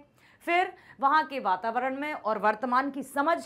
वहाँ एक पर्णकुटी थी जहाँ पर सिर्फ 3 लोग ही अंदर जा सकते थे, ज़्यादा जाएंगे तो फिर वहाँ बातें होंगी। ठीक है, याद आया आप? हाँ, बिल्कुल सही। तो उसी चैप्टर को आप एक बार फिर से सुनिएगा, फिर से समझिएगा, व्याख्या या कंप्लीट चैप्टर रिवीजन, ताकि आपको फिर से यहाँ पर बैठ जाएगा। और जब प्रश्न के बाद, जैसे अभी मैंने आपको सैंपल पेपर सॉल्यूशंस के दौरान ये बताया, और उसी के दौरान फिर आगे बढ़ना। आप सुन रहे हो मेरी बात? इस प्रश्न को यहीं पर पॉज करके आप देखिए पतझड़ में टूटी पत्तियां की व्याख्या। उसके बाद आप सैंपल पेपर में आगे जाना, रुक जाना थोड़ा सा, ठीक है? फिर आप उसको सुन लीजिएगा, जो मैंने कहानी कंप्लीट चैप्टर रिवीजन में जो कहानी बोली है उसको सुन लीजिएगा ध्यान से, आंख बंद करके, और ये आपको जो प्रश्न है वो बहुत आसानी से समझ आ जाएगा। उसके बाद ही सैंपल पेपर में आगे जाइएगा। समझ रहे हैं? हाँ, सभी से बात कर रही हूं मैं, ठीक है? चलिए अब चलते हैं अगले प्रश्न पर। डायरी का एक पन्ना के माध्यम से आपने गुलाम भारत के स्वतंत्रता दिवस के आयोजन के विषय में जाना। आज हम आजाद भारत में आजादी का अमृत महोत्सव मना रहे हैं। देश के प्रति अपने कर्तव्यों को बताते हुए पाठ से प्राप्त सीख का वर्णन कीजिए। यूं तो हमारा देश 15 अगस्त सन 1947 को आजाद हुआ। जब भी हमसे, मतलब सबको पता है, अब तो बच्चा बच्चा जानता है कि हाँ 15 अगस्त सन 1947 को हमारा देश आजाद हुआ। उससे पहले भी डायरी का एक पन्ना याद है? हाँ, उसमें स्वतंत्रता दिवस मनाया गया था। ठीक है, तो देश की एकता, अखंडता, अखंडता का अर्थ समझते हैं आप?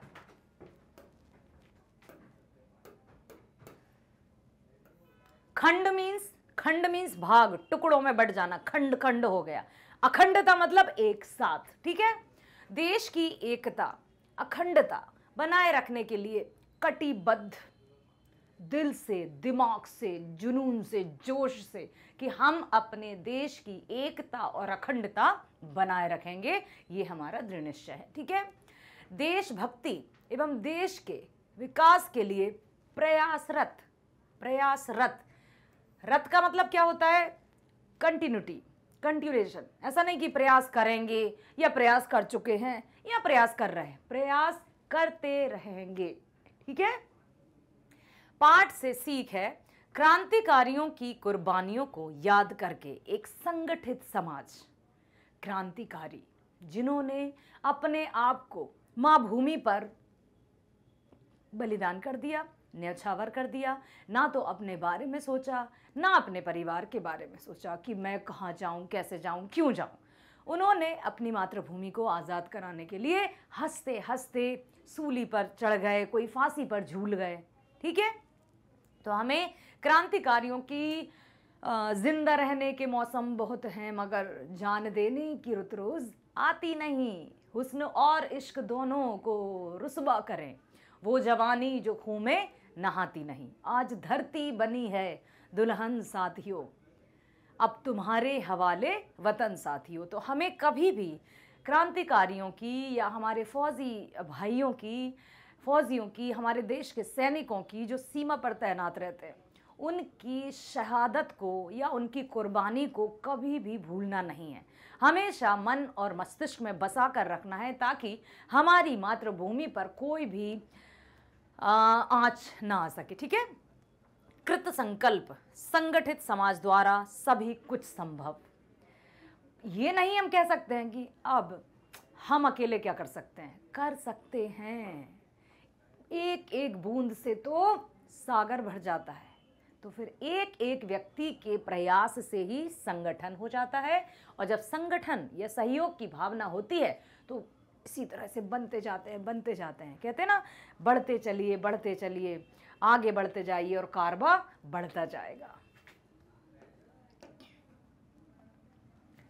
इस वर्ष आपने पाठ्यक्रम में लोक कथा पर आधारित एक कहानी पढ़ी है। लोक कथा पर आधारित यह कहानी समाज की विसंगतियों को दूर करने का संदेश देती है। कथन का मूल्यांकन करते हुए अपने विचार लिखिए। अब सबसे पहले तो ये उत्तर आपको दिख रहा है, उत्तर ये मत देखिए कि मुझे तो दिख गया। आप ये सोचना है कि वहां आपकी परीक्षा में उत्तर नहीं दिखाई देगा। ठीक है। इस वर्ष आपने पाठ्यक्रम में लोक कथा पर आधारित एक कहानी पढ़ी है, जिसमें क्या हुआ था, समाज की विसंगतियों को दूर करने का संदेश दिया था उस कहानी में। अब आप ये सोचिए कि ऐसी कौन सी कहानी हमने पढ़ी थी जो समाज की विसंगति, रूढ़िवादी या जो भी निम्न सोच पर आधारित थी। तांतारा वामीरो कथा याद आया, जिसमें तांतारा और वामीरो की प्रेम कथा का वर्णन किया था, जिसमें किस तरह से तांतारा और वामीरो एक दूसरे से मिले, और मिलने के लिए वो जो दोनों अलग अलग गांव में जहां रहते थे, वहां क्या प्रथा थी, कभी भी इस गांव के और इस गांव के वैवाहिक संबंध स्थापित नहीं हो सकेंगे। तांतारा कौन था? बहुत ही अच्छा, शक्तिवान, सुंदर युवक था। उसके पास एक तलवार थी जो ऐसा लगता था जैसे दिव्य तलवार हो। लोगों की सहायता करता था, हमेशा लोगों के समक्ष मसीहा बना रहता था। लोग भी उसका आदर सम्मान करते थे। उसे क्या पता था कि जो लोग उसका आदर सम्मान करते हैं, जिसके लिए वो हमेशा तत्पर रहता है, सबकी मदद के लिए तुरंत खड़ा हो जाता है, कभी उसे इस समाज की जरूरत पड़ेगी तो सब उससे विमुख हो जाएंगे, सब उससे मुंह फेर लेंगे। और ऐसा ही हुआ था। जब तांतारा एक दिन नदी के किनारे बैठा हुआ था, याद है स्टोरी, वहां पर उसने देखा कि कहीं से मधुर से गीत की आवाज आ रही है। और दूसरी तरफ चलते चलते जब पहुंचा तो वामीरो, एक सुंदर सी युवती, नदी किनारे बैठकर कुछ गुनगुना रही थी, और एक समुद्र की लहर इतनी तेज आई कि उसको भिगो गई और वो अचानक से चुप हो गई। तांतारा जब उसके पास पहुंचा तो वो निस्तब्ध रह गया, स्तब्ध रह गया। ठीक है, शॉक्ड रह गया। वो कह नहीं पा रहा था कि मैं क्या पूछूं, लेकिन फिर भी उसने जब कहा कि नाम क्या है और गाओ ना, फिर से गाओ ना, तो ऐसे उनकी प्रेम कथा शुरू हुई थी और ये प्रेम कथा इतने ऊंचाई पर पहुंची, इतनी पवित्रता के साथ ऊंचाई पर पहुंची कि वे दोनों विवाह करना चाहते थे, परंतु समाज की खोखली परंपराएं या रीति रिवाज जो कि उस समय थे, उनको नहीं परमिशन मिली, है ना। उन्होंने क्या किया, उन्होंने समाज से कहा कि हो जाए ऐसा कि भाई विवाह संपन्न हो जाए दो गांवों के बीच, परंतु समाज की खोखली परंपराएं ऐसा था कि इस गांव का कभी भी इस गांव से वैवाहिक संबंध नहीं होगा। जिस गांव में है उसी गांव के युवक युवती आपस में विवाह कर सकते थे, जहां वामीरो या तांतारा थे अलग अलग गांव में, वहां संबंध नहीं स्थापित हो सकते थे। बहुत मिन्नतें की, सभी से प्रार्थना भी की, रिक्वेस्ट भी की, लेकिन किसी ने किसी की नहीं मानी। और अंत क्या हुआ था आपको पता है, किस तरह से तांतारा अपनी तेज जो लकड़ी की तलवार थी उसको जब जमीन में खींचता हुआ जाता है तो जमीन के दो हिस्से हो जाते हैं, जमीन फट जाती है, हाहाकार मचने लगता है। दोनों का क्या हुआ कुछ नहीं पता। वामीरो चीखती चिल्लाती रही, रोती बिलखती रही, लेकिन किसी ने उसकी पुकार नहीं सुनी, किसी ने भी उनका साथ नहीं दिया। ये जो समाज की विसंगतियों की बात की गई है वो इसी चैप्टर में की गई थी और उन दोनों की जो कहानी का अंत हुआ वो बहुत दुखद हुआ। उसके बाद से फिर क्या होने लगा, उस पवित्र प्रेम की आहुति के बाद लोगों में ये जागरूकता आई और फिर वहां दोनों गांव के बीच वैवाहिक संबंध स्थापित होने लगे थे। ठीक है, रूढ़ियों का बंधन बोझ बन जाना, ऐसी भी कोई नीतियां होती हैं, ऐसी भी कोई सिद्धांत या परंपराएं होते हैं जो जीते जी व्यक्ति को मरने पर विवश कर दे, या जो खुशहाल जीवन में दुख के आंसू बहा दे। ये कौन सी परंपराएं? ऐसी खोखली परंपराओं का कोई मतलब नहीं है, कोई अर्थ नहीं है। रूढ़ियों का बंधन बोझ बन जाए, यदि ऐसा बंधन या ऐसी रूढ़िवादी विचारधारा जो बोझ बन जाए, उनको तो छोड़ देना ही बेहतर है। तांतारा वामीरो को त्यागमयी मृत्यु से परिवर्तन, जब उन दोनों की मृत्यु हो गई फिर वहां समाज में परिवर्तन आया और लोग आज वर्तमान में उन्हें देवताओं की भांति पूजते हैं। अरे जब वो थे, जब उनको एक दूसरे का नहीं होने दिया, अब उनकी मृत्यु के बाद उनको पूजो या क्या करो, उससे क्या अर्थ? ठीक है, तो त्याग में मृत्यु के बाद उस गांव में परिवर्तन आया और फिर वैवाहिक संबंध स्थापित होने लगे। तो अपने अनुसार आप पाठ की फिर यहाँ पर रुकिएगा, वीडियो देखिएगा, कंप्लीट चैप्टर रिवीजन देखिएगा, उसमें आप देखेंगे कि किस तरह से ये स्टोरी थी। क्योंकि कंप्लीट चैप्टर रिवीजन में वर्बली आपको मैं पूरी कहानी सुनाती हूँ, उसको सुन लीजिएगा और बहुत ध्यान से मस्तिष्क में स्टोरी स्टार्टिंग टू एंड बसा लीजिएगा और फिर देखिएगा कि हाँ अब हम लिख सकते हैं। बशर्ते एक और बात मेरी याद रखिए, प्रश्न जब पढ़ोगे तब आपको याद आना चाहिए कि कौन से पार्ट से रिलेटेड ये प्रश्न है, और ये कब होगा, जब आप ध्यान से उस पार्ट को पढ़ लोगे अर्थात सुन लोगे। ठीक, अगला प्रश्न है, निम्नलिखित प्रश्नों में से किन्हीं दो प्रश्नों के उत्तर लगभग 60 शब्दों में लिखिए। 3-3 नंबर के प्रश्न हैं। आपके द्वारा इस पाठ्यक्रम में पढ़ी गई किस कविता की अंतिम पंक्तियां आपको सर्वाधिक प्रभावित करती हैं और क्यों? लगभग 60 शब्दों में व्यक्त कीजिए। अब बताइए, आपके द्वारा इस पाठ्यक्रम में पढ़ी गई किस पंक्ति की अंतिम पंक्तियां? बहुत सारी कविताएं आपने पढ़ी हैं कि आपको कर चले हम फिदा, या बहुत सारी जो कविताएं हैं काव्यखंड में हमने पढ़ी थी ना, बस उन्हीं में से आपको कोई भी एक, जैसे कर चले हम फिदा जानो तन साथियों अब तुम्हारे हवाले, या फिर मनुष्यता, मनुष्य है वही जो मनुष्य के लिए मरे, पढ़ी थी ये भी हमने।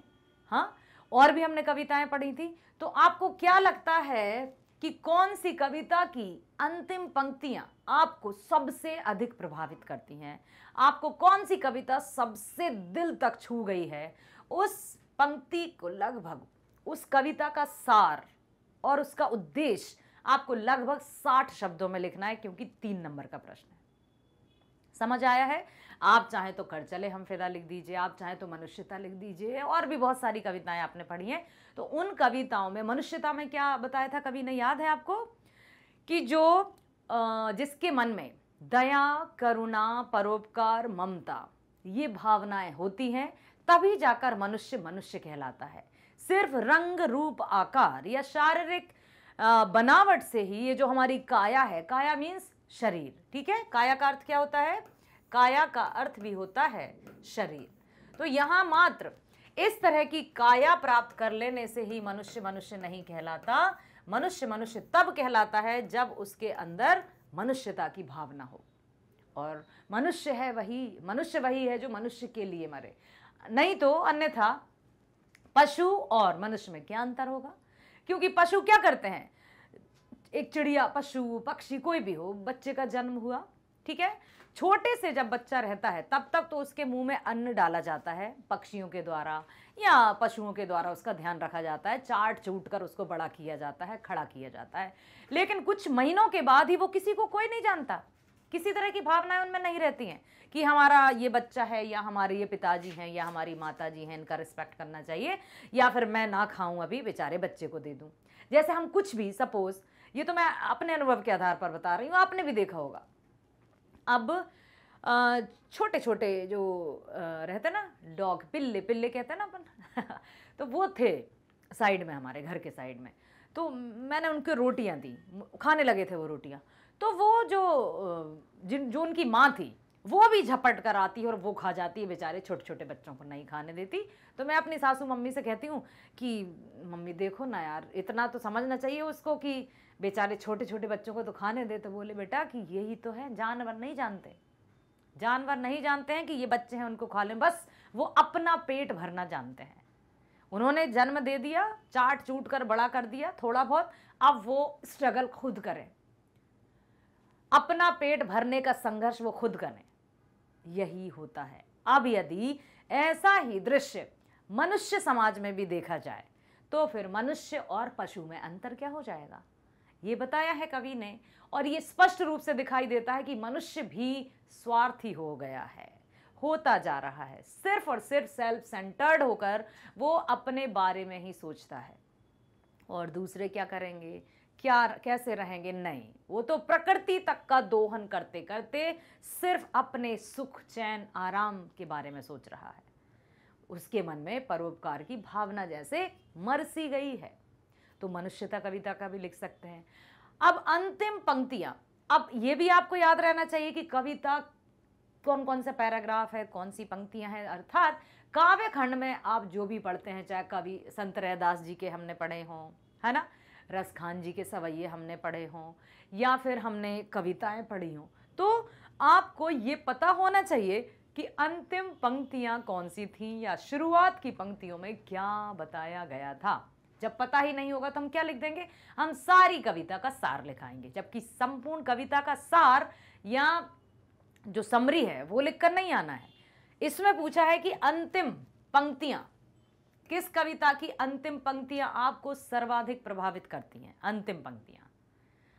और यदि अपने संपूर्ण कविता का सार लिख दिया तो चेकर समझ जाएंगे कि इसको अंतिम पंक्तियों का पता नहीं है, सार लिखा है, चलो 3 नंबर का है, 1-1.5 नंबर इसको दे दो, 3 के 3 नंबर नहीं मिलेंगे, भले ही आप संपूर्ण सार लिख दो।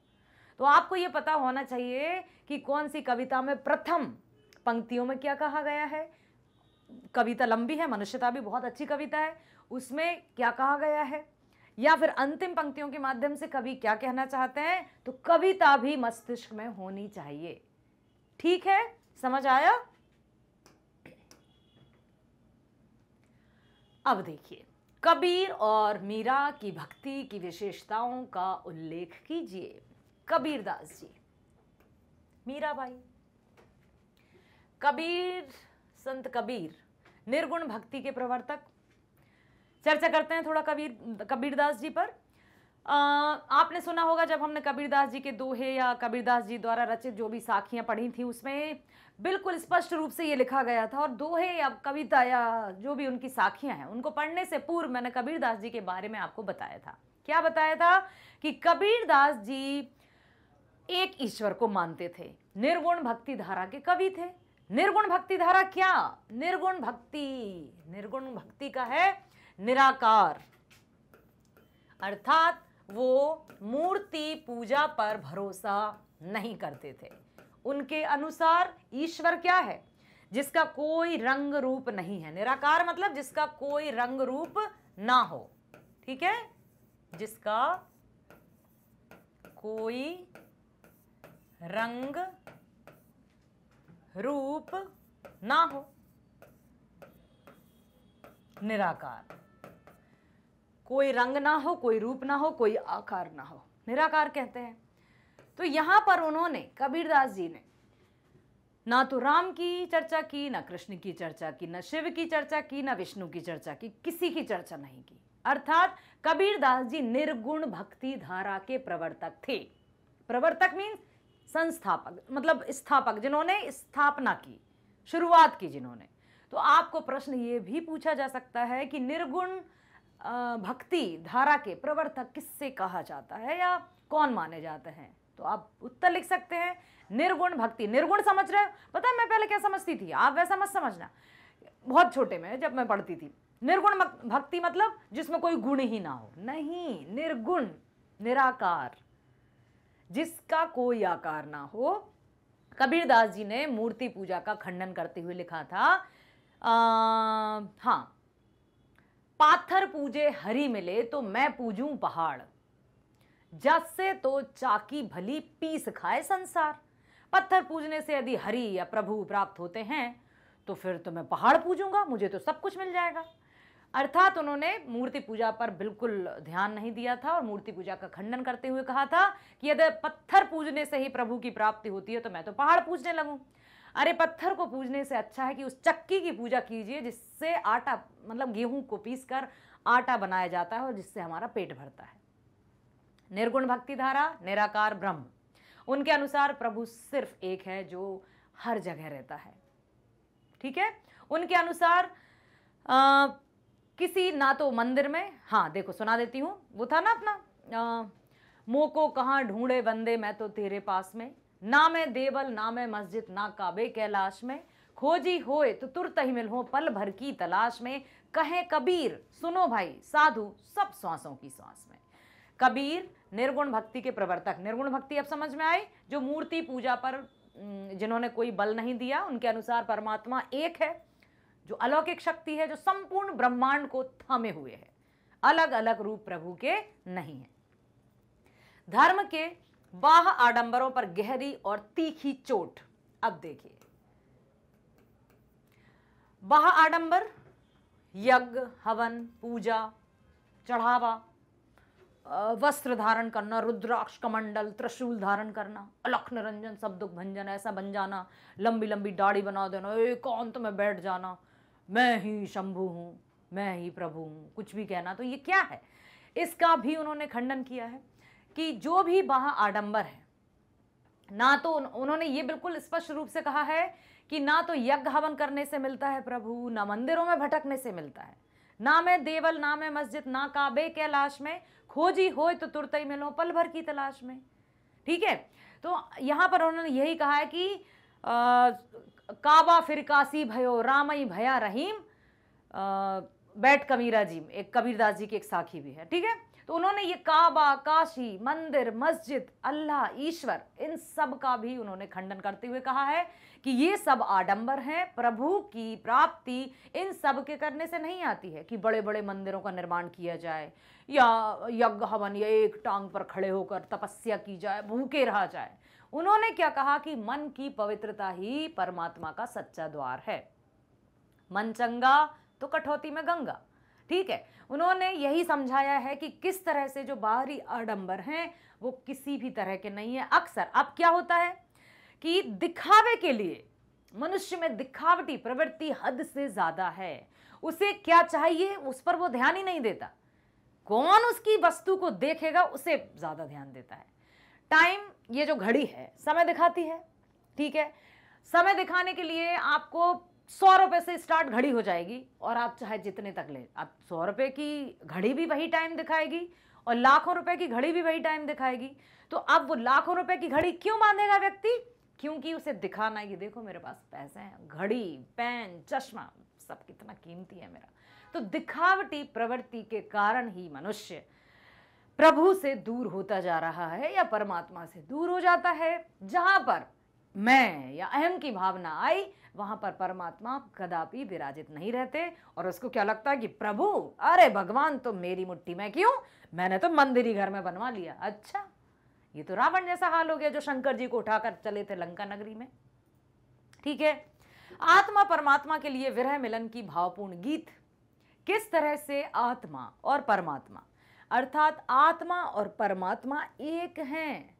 ना तो आत्मा परमात्मा के बिना रह सकते हैं और ना ही परमात्मा आत्मा के बिना। जिस तरह से भक्त और भगवान का जो रिश्ता होता है, माँ और बेटे का जो रिश्ता रहता है, पिता और पुत्र का जो रिश्ता रहता है, वही परमात्मा और आत्मा का। बस इतना ध्यान रखना है कि आत्मा पवित्र हो, स्वच्छ हो। स्वच्छ करने के लिए क्यों पानी में मलमल नहाए, मन का मैल उतार हो प्राणी। स्वच्छ रखना मीन्स मन में दया की भावना हो, करुणा की भावना हो, वात्सल्य की भावना हो, निष्पक्षता की भावना हो, आपसी सहयोग की भावना हो। और मन मैला कैसे? जहां पर छल, द्वेष, दंभ, बैर, शत्रुता, ईर्ष्या, नफरत, ये सब भावनाएं मन को गंदा कर देती हैं, मैला कर देती हैं। यदि ये सब भावनाएं हैं कि मैं हूं तो मैं ही मैं हूं, दूसरा कोई नहीं, अहंकार आ गया। और जहां अहंकार है वहां पर प्रभु नहीं है। लेकिन मनुष्य मिथ्याभिमान करता है, झूठा अभिमान करता है। वो नहीं समझ पाता कि हम किसे क्या दिखा रहे हैं, ये तो नश्वर है, क्षण भंगुर है, कब क्या हो जाए पलक झपकते ही किसी को कुछ नहीं पता, सब उसके हाथ में है। ठीक है, तो आत्मा परमात्मा के विरह मिलन के भावपूर्ण गीत भी गाए हैं उन्होंने। साथ ही साथ ईश्वर के निर्विकार अरूप का वर्णन या स्वरूप का वर्णन। निर्विकार, निर्विकार, निराकार, अभी बताया ना मैंने, जिसका कोई रंग रूप या आकार ना हो, तो उसका कबीरदास जी ने बहुत अच्छे से वर्णन किया है। कबीरदास जी समझ में आ गए। अब हम देखेंगे मीराबाई। कबीरदास जी समझ में आया, उन्होंने एक और क्या कहा था, प्रेमी ढूंढत मैं फिरूं, प्रेमी मिले ना कोई, प्रेमी को प्रेमी में मिले सब विष अमृत होई। संतो भाई आई ज्ञान की आंधी रे, भ्रम की वो जो रहती ना, जैसे गांव में खेत के आसपास बाड़ा या बागड़ बना देते हैं, भ्रम की बागड़ सभी उड़ानी, माया रहे ना बांधी, हित चित्त की द्वे थूनी गिरानी, मोह बलिंडा टूटा, तृष्णा छाती पहगर ऊपर, कुबदी का भांडा फूटा। मनुष्य लोभ मोह के दलदल में इस कदर फंसता जा रहा है कि वो वास्तविकता से नजर ही नहीं मिलाना चाहता, वास्तविकता को जानना ही नहीं चाहता, और उसको लगता है कि मैं जो कर रहा हूं वही सही है, मैंने किया। अरे हम कौन होते हैं? हम में तो इतना ही भी शक्ति नहीं है, हमें तो इतना भी सामर्थ्य नहीं है कि हम किसी को एक निवाला खिला सकें। यदि एक निवाला भी किसी को खिलाया है तो वो उसकी परमिशन से, उसकी, कहते हैं दाने दाने पर लिखा है खाने वाले का नाम। हम किसी को कुछ खिला ही नहीं सकते। लेकिन जरा सा दान धर्म क्या कर लेता है, और ऐसे ऐंठ के साथ चलता है कि मैंने इतना किया, बस गए, समाप्त। जितना किया धराया, सब कुछ एक तरफ। जब दान हम करते हैं तो कहते हैं ना, इस हाथ से इस हाथ को भी पता नहीं चलना चाहिए कि आपने क्या दान किया, तभी वो पुण्य कर्म कहलाता है। नहीं तो हमने जो दान किया, भोजन कराया, कुछ भी कराया, और हमने डंका बजा बजा कर कह दिया कि आज तो हमने वो कराया, बस वो तुमने नहीं कराया, अब तुम गए। समझ में आया? तो यहां पर कबीरदास जी के प्रति आपको यही लिखना है कि वे निर्गुण संत थे। संत कबीरदास, जिसके मन में सच्ची आस्था थी, उन्होंने परमपिता ईश्वर को एक माना है। उनके अनुसार व्यक्ति को जो भी कर्म है वो अपने बलबूते पर करना चाहिए, और जो भी व्यक्ति ऊंचाई पर चढ़ने लगते हैं, सफलता प्राप्त करने लगते हैं, उनके टांग खींचने वाले भी बहुत लोग रहते हैं। हस्ती चढ़िए ज्ञान की सहज तुली चढ़ारी, श्वान रूप संसार है भूकन दे झक मारी। मनुष्य जब सफलता की सीढ़ी पर चलता जाता है तो उसके पीछे टांग खींचने वाले बहुत लोग होते हैं। कौन? अरे वही जो आपके हितैषी थे ना, बहुत अच्छे, जो आपके मित्र थे।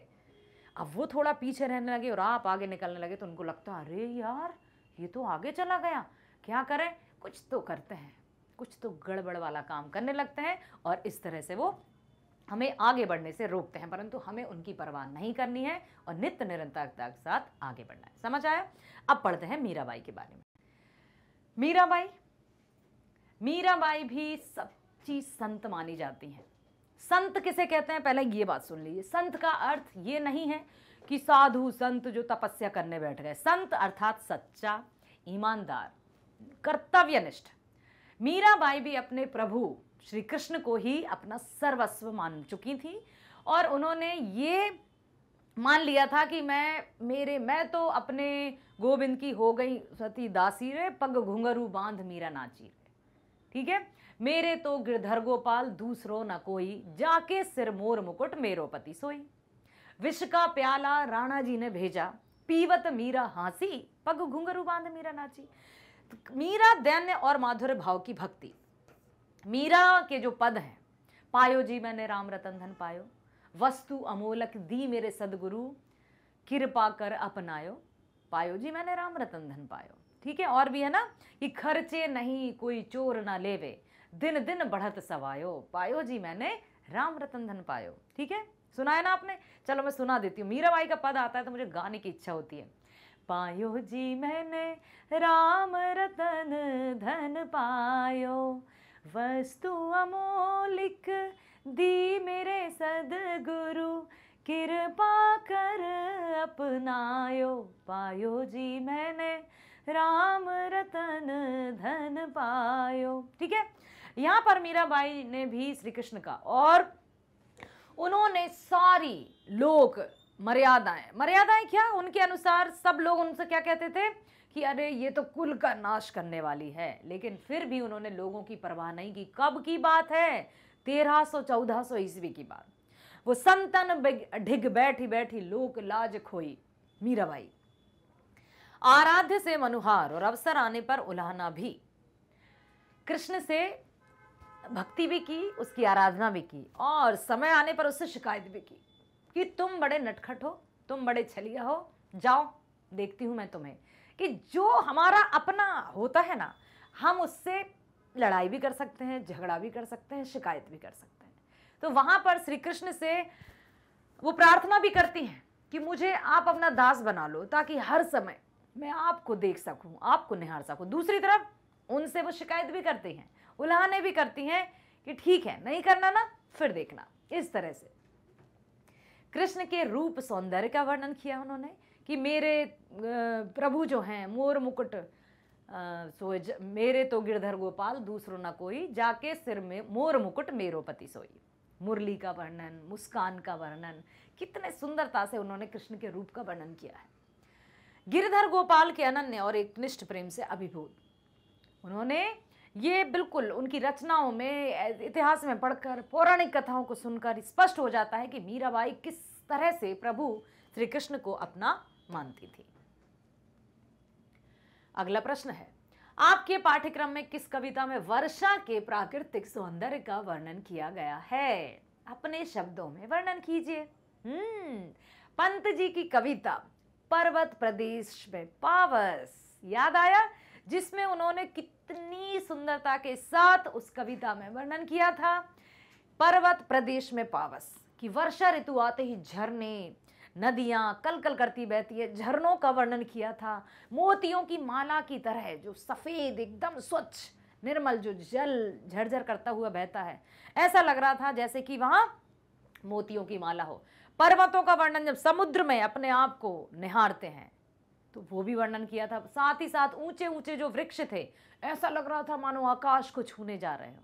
ठीक है, प्राकृतिक सौंदर्य का अद्भुत अद्भुत वर्णन, इतना सुंदर कि बस मंत्रमुग्ध हो जाए। वैसे भी सुमित्रा नंदन पंत जी जो हैं वो प्रकृति के चितेरे कवि माने जाते हैं। चितेरे मतलब फेवरेट। और ये जो कवि हैं वो छायावाद के भी आधार स्तंभ माने जाते हैं। छायावाद कवियों में 4 प्रमुख हैं। कौन कौन है? पंत अर्थात सुमित्रा नंदन पंत, प्रसाद जयशंकर प्रसाद, वर्मा महादेवी वर्मा, निराला सूर्यकांत त्रिपाठी निराला, याद रखिएगा आप। ठीक है, तो सुमित्रा नंदन पंत द्वारा रचित कविता प्रदेश में पावस है, जिसमें प्राकृतिक सौंदर्य का अद्भुत वर्णन किया है। पहाड़ों की अपार श्रृंखला, आसपास बहते झरने, पर्वतों की श्रृंखला, ऐसा लगता है जैसे करधनी पहन के रखी हो। ठीक है, पर्वतों की श्रृंखला को क्या कहा था कवि ने? ऐसा लग रहा है जैसे करधनी, कमर में पह जाने वाला आभूषण। पाठक सब कुछ भूलकर उसी में लीन रहना चाहते हैं। लगता है जैसे हम भी बिल्कुल वहां पहुंच गए हैं और साक्षात रूप से वहां का अनुभव प्राप्त कर रहे हैं। ये बताया था। 13वां प्रश्न है, निम्नलिखित प्रश्नों में से किन्हीं 2 प्रश्नों के उत्तर लगभग 60 शब्दों में लिखिए। 3-3 नंबर के प्रश्न हैं। लोगों के बीच बहस छिड़ जाती है। उत्तराधिकारी के कानून पर जो जितना जानता है उससे 10 गुना अधिक उगल देता है, फिर भी कोई समाधान नहीं निकलता। रहस्य खत्म नहीं होता, आशंकाएं बनी रहती हैं, लेकिन लोग आशंकाओं को नजरअंदाज कर अपनी पक्षधरता शुरू कर देते हैं। हरिहर काका सभी के लिए चर्चा का केंद्र बने हुए थे। हरिहर काका मामले में गांव वालों की राय तर्क सहित स्पष्ट कीजिए। याद आया हरिहर काका? हमारी पूरक पाठ्य पुस्तिका का पाठ है ये, वितान का उसका वर्णिका का, ठीक है, जिसमें किस तरह से उनका परिवार, उनके घर के सदस्य, कोई भी उनका नहीं हुआ। और यहाँ पर लेखक ने कोई कल्पना नहीं की है, समाज की वास्तविक स्थिति को हमारे समक्ष रखा है। हाँ, ऐसा होता है। धन संपत्ति होती है तो सबकी नजर सिर्फ और सिर्फ उसी पर होती है कि अच्छा, धनी व्यक्ति है जी हजूरी करते फिरेंगे, कोई निर्धन व्यक्ति है उसको दुत्कारते फिरेंगे। क्यों? क्या धनी व्यक्ति हमें बहुत सारा धन देता है प्रत्येक हर दिन, या गरीब व्यक्ति हमसे सिर्फ मांगता ही रहता है हर दिन? नहीं, ऐसा नहीं है। फिर भी व्यक्ति की जो मानसिकता है वो धनी व्यक्ति को देखकर अपने आप उसके विचार ऐसे होते हैं कि बस जी जी जी करता रहे, और निर्धन व्यक्ति को देखकर उसकी बात अनसुनी कर देना, अनदेखा कर देना। यहाँ पर हरिहर काका स्टोरी याद है आपको, जिसमें उनके परिवार, क्योंकि उनकी अपनी कोई संतान नहीं थी, उनकी पत्नी का भी देहांत हो चुका था, तो वो अपने भाइयों के साथ और उनके बच्चों के साथ रहते थे परिवार में। उनके पास कुछ बीघा जमीन थी, 15 बीघा थी या 5 बीघा थी, ठीक है, देख लीजिएगा आप, सुन लीजिएगा कंप्लीट चैप्टर रिवीजन। तो उसमें उनको जो उनके भाइयों की पत्नियां थी वो बड़े ताने दे देकर करती थी। उन्होंने सुना दिया कि जो एक एक निवाला मैं खाता हूं ये सब मेरी जमीन भी है यहाँ पर। और जब गांव के लोगों को, महंत जी थे जो मंदिर के पुजारी रहते हैं, जब उन्हें पता चला कि आपस में भाइयों का झगड़ा होने लगा, तो महंत जी जो साधु संत थे वो, ठीक है, उन्होंने क्या कहा, ठाकुरबारी लिखा है वहां पर कि ठाकुरबारी के लोगों को जब ये पता चला कि भाइयों में आपस में झगड़ा हो गया, तो वो हरिहर काका को भड़काने चले कि अरे हरिहर काका या जो भी है, आप अपनी जमीन हम लोगों के नाम कर दो, मंदिर के नाम कर दो, आपका यश होगा, आपकी कीर्ति होगी, आप स्वर्ग की प्राप्ति होगी। हरिहर काका ने उनकी बात नहीं मानी तो वो उनके दुश्मन हो गए, और उन्होंने जबरन अपने मुशकंडों या जो बड़े बड़े ताकतवर व्यक्ति उनके हाथों डंडे बंदूक के सहारे हरिहर काका को उठवा लिया, उनको पर खूब मारा। किस तरह से, और ब्लैंक पेपर्स पर, कोरे कागज पर उनके हस्ताक्षर भी ले लिए। जैसे तैसे उनके भाइयों को जब पता चला तो वो पुलिस लेकर पहुंचते हैं वहां पर और उनको छुड़ा कर लाते हैं। लेकिन एकदम जब हमें क्या लगा था कि अरे उनके भाई अच्छे हैं, लेकिन वो भाई भी क्यों छुड़ा कर लाए? क्योंकि अब उनकी जो नियत थी वो हरिहर काका की जमीन पर थी।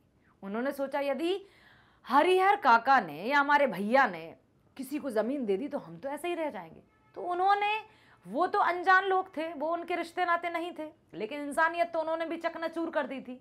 हरिहर काका के भाइयों ने भी ठाकुरबाड़ी के लोगों से बद से बदतर बर्ताव किया हरिहर काका के साथ, मारा पीटा तरह तरह से उनको कि जमीन मेरे नाम कर दो। लेकिन हरिहर काका ने साफ मना कर दिया कि मैं अपने जीते जी किसी के भी नाम अपनी जमीन नहीं करूंगा, जिससे उनमें शत्रुता आ गई।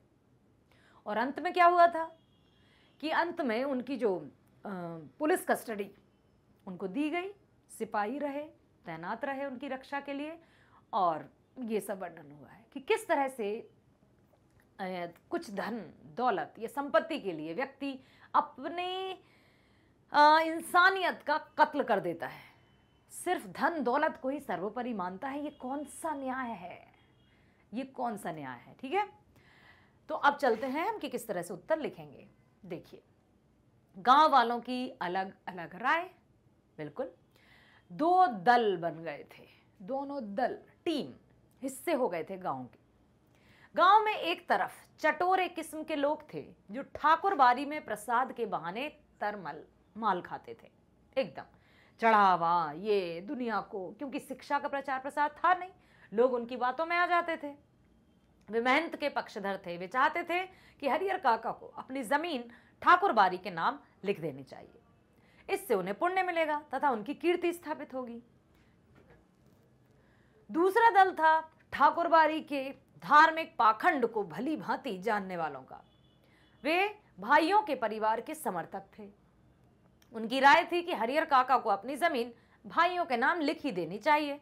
उन्हें यही राय न्यायपूर्ण प्रतीत होती थी। चलते हैं आगे। स्काउट परेड करते समय लेखक स्वयं को महत्वपूर्ण आदमी, फौजी, जवान समझने लगता था। कथन के आलोक में अपने विचार प्रकट करते हुए बताइए कि विद्यालय जीवन में प्रशिक्षण एवं गतिविधियों की क्या उपयोगिता है। बचपन के से दिन याद आया?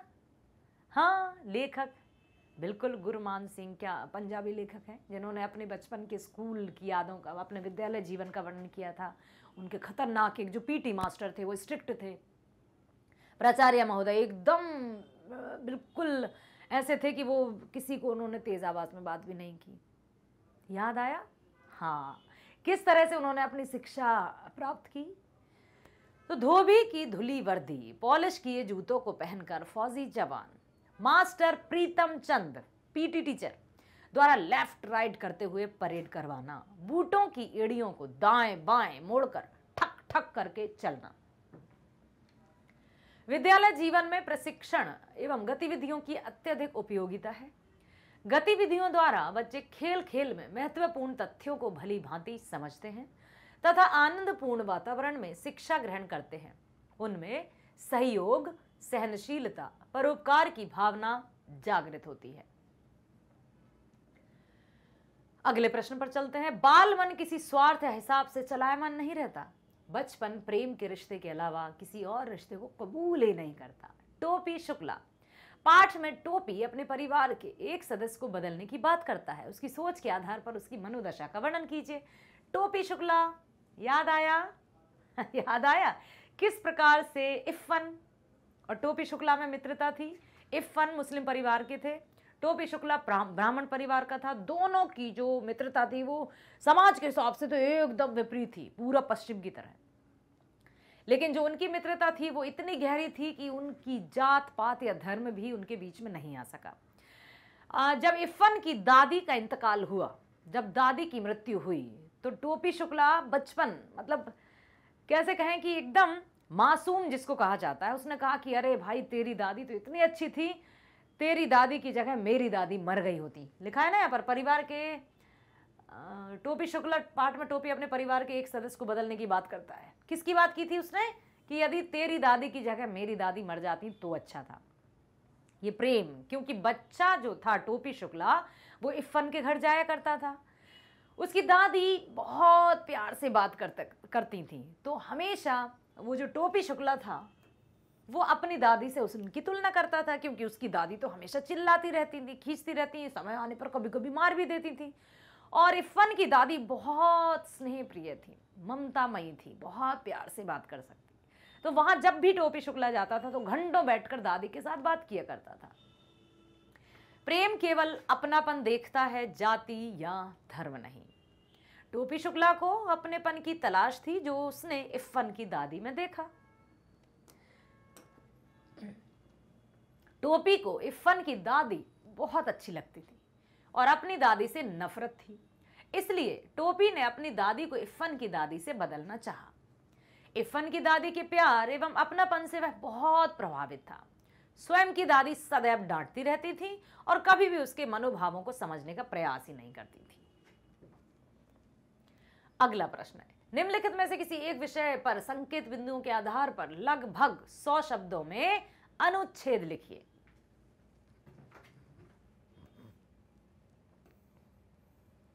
बात आती है अनुच्छेद की।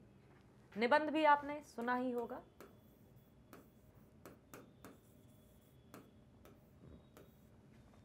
यह है आपका 5 नंबर का, ठीक है। यहां पर दिखाया जाता है, जैसे निबंध अक्सर 10 नंबर का आता था और निबंध में भी संकेत बिंदुओं के आधार पर ही रचना की जाती थी। निबंध हो गए बड़े भाई साहब, अनुच्छेद हो गए छोटे भाई साहब, ये मानकर चलो आप। निबंध में 10 नंबर में लगभग 200 शब्द लिखे जाते थे, 200 से 250, 2 से 3 पेजेस।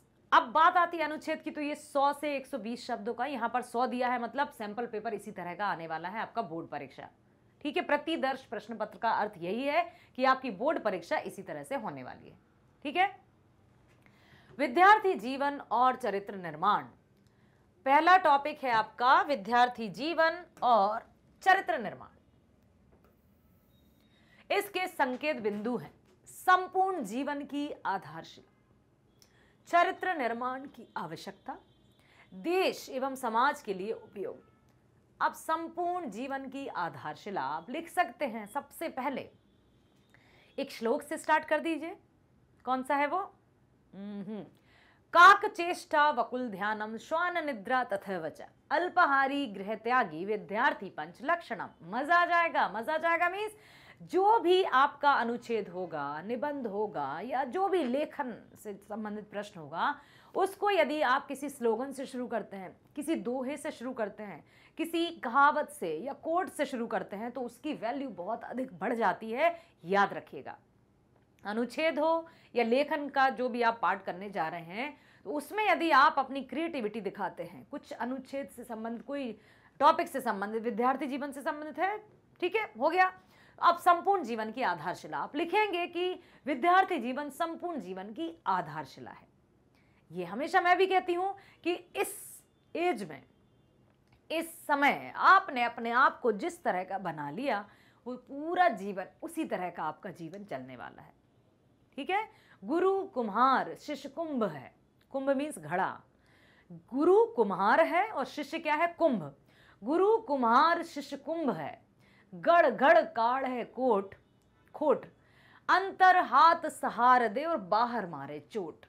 ये भी लिख सकते हैं आप कि किस तरह से विद्यार्थी जीवन, जो हमें हमारे गुरुजन रहते हैं या शिक्षकगण रहते हैं, वो हमें डांटते डपटते तो हैं, लेकिन क्यों? क्या उन्हें अच्छा लगता है?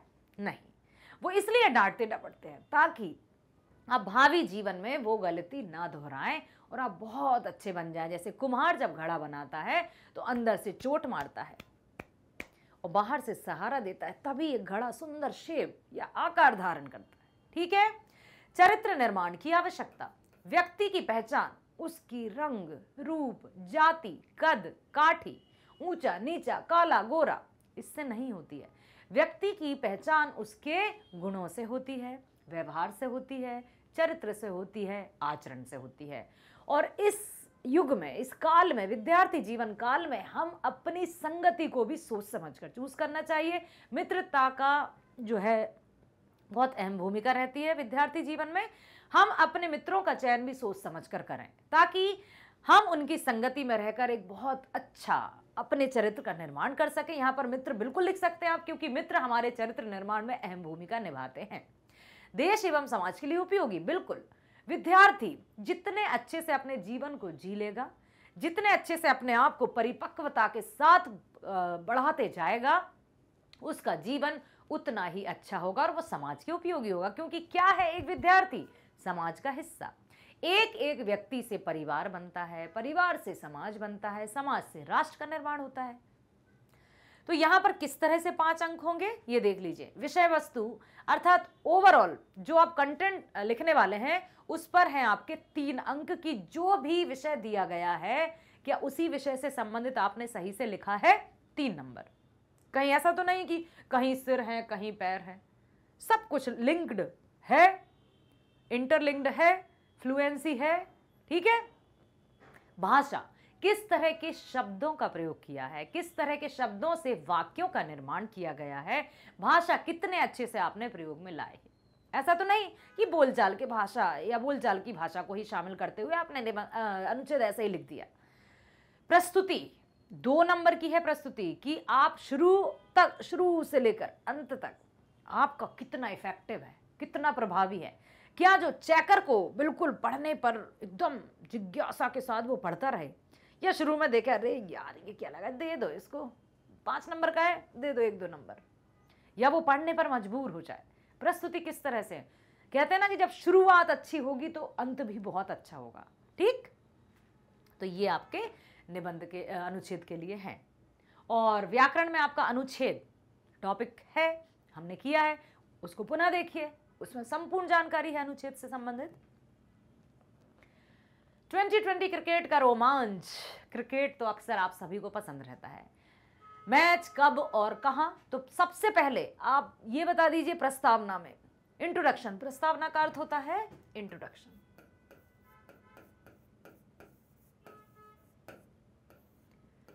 कि आखिर क्रिकेट में कितने सदस्य होते हैं, कितने प्लेयर्स होते हैं, ठीक है, 11 या जो भी होते हैं, ठीक है। कब है, टीमों का संघर्ष बताना है, दर्शकों की प्रतिक्रिया बताना है कि दर्शक अहम भूमिका निभाते हैं। यदि दर्शक बोरिंग और उबाऊ होंगे तो सामने वाला भी बिल्कुल अपने आप एक्साइटमेंट के साथ नहीं प्रस्तुत कर पाएगा। तो सेम है आपके 3 अंक भाषा, विषय वस्तु 3 अंक, भाषा 1 अंक और प्रस्तुति 2 अंक।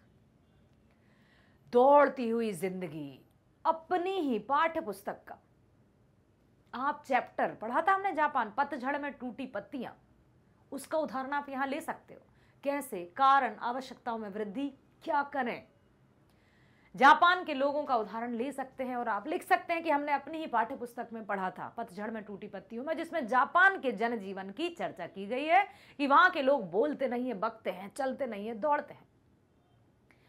कि किस तरह से वो अमेरिका जैसे बड़े देश के होड़ में लगे हुए हैं और जीना, खाना, हंसना, बोलना सब भूल गए, मशीन से ज्यादा काम करते हैं। और इस कारण वहां क्या हो गए हैं, मानसिक रोगी, मानसिक पीड़ित अधिक हो गए हैं लोग। कैसे हुआ, अब दौड़ती हुई जिंदगी में क्या करना चाहिए, जिंदगी को आराम से जीना है। आराम से मतलब आलस से नहीं, एकदम। ना तो, मेरी दादी हमेशा कहती हैं कि बेटा ना तो इतनी तेज दौड़ो कि गिर पड़ो, ना ही इतने धीरे चलो कि दुनिया आगे ही निकल जाए। अपनी स्पीड बनाकर रखो। खरगोश और कछुए की आपने कहानी सुनी होगी, ना तो बहुत तेज दौड़ो कि थक हार जाओ और सोते रह जाओ, ना ही वो इतने रेंगते हुए जाओ कि जाने दो हमें क्या करना है, वो भी नहीं करना। मध्यम मार्ग अपनाना है, बहुत अच्छे से जीवन को जीते जाना है। पहले हम पैदल थे, अब हम साइकिल पर आएंगे, साइकिल के बाद हम मोटरसाइकिल पर आएंगे, फिर हम बड़ी गाड़ी पर आएंगे, सीढ़ी दर सीढ़ी। पहले हम पहली सीढ़ी पर कदम रखेंगे, दूसरी पर जाएंगे, छलांग लगाएंगे तो गिर नहीं जाएंगे, ठीक है। कारण लिखना है कि आखिर क्या कारण है कि जिंदगी चल नहीं रही है, दौड़ रही है। प्रतिस्पर्धा, होड़, एक दूसरे से आगे निकलने की होड़, सेल्फ सेंटर्ड की मैं सबसे दिखूं, अच्छा दिखूं, धन दौलत कमाऊं। और इसके चक्कर में व्यक्ति भूल गया है कि जीवन जीना कहते किसे। आवश्यकताओं में वृद्धि, क्या करें, संतोष और संतुलन के साथ अपना जीवन बिताना है। तो विषय वस्तु 3 अंक की, भाषा 1 अंक की और प्रस्तुति 2 अंक की। 15वां प्रश्न आया 5 नंबर का। आप रेणु राजगोपाल या वेणी राजगोपाल हैं। हिंदुस्तान टाइम्स दिल्ली के संपादक के नाम एक पत्र लिखकर सामाजिक जीवन में बढ़ रही हिंसा पर अपने विचार व्यक्त कीजिए। शब्द सीमा लगभग 100 शब्द। अब आपको लिखना है पत्र, आरंभ एवं अंत की औपचारिकताएं 1, विषय वस्तु 2 अंक, भाषा 1 अंक, प्रस्तुति 1 अंक। अब देखो, आप ध्यान से देखना, ये आपकी कॉपी का पेज है, परीक्षा की कॉपी का ये मार्जिन है। पत्र लेखन आप शुरू करेंगे यहां से। अब ठीक है, तो आपको संपादक के नाम पत्र लिखना है लेफ्ट हैंड से, संपादक महोदय, जो भी एड्रेस दिया है लिख दिया।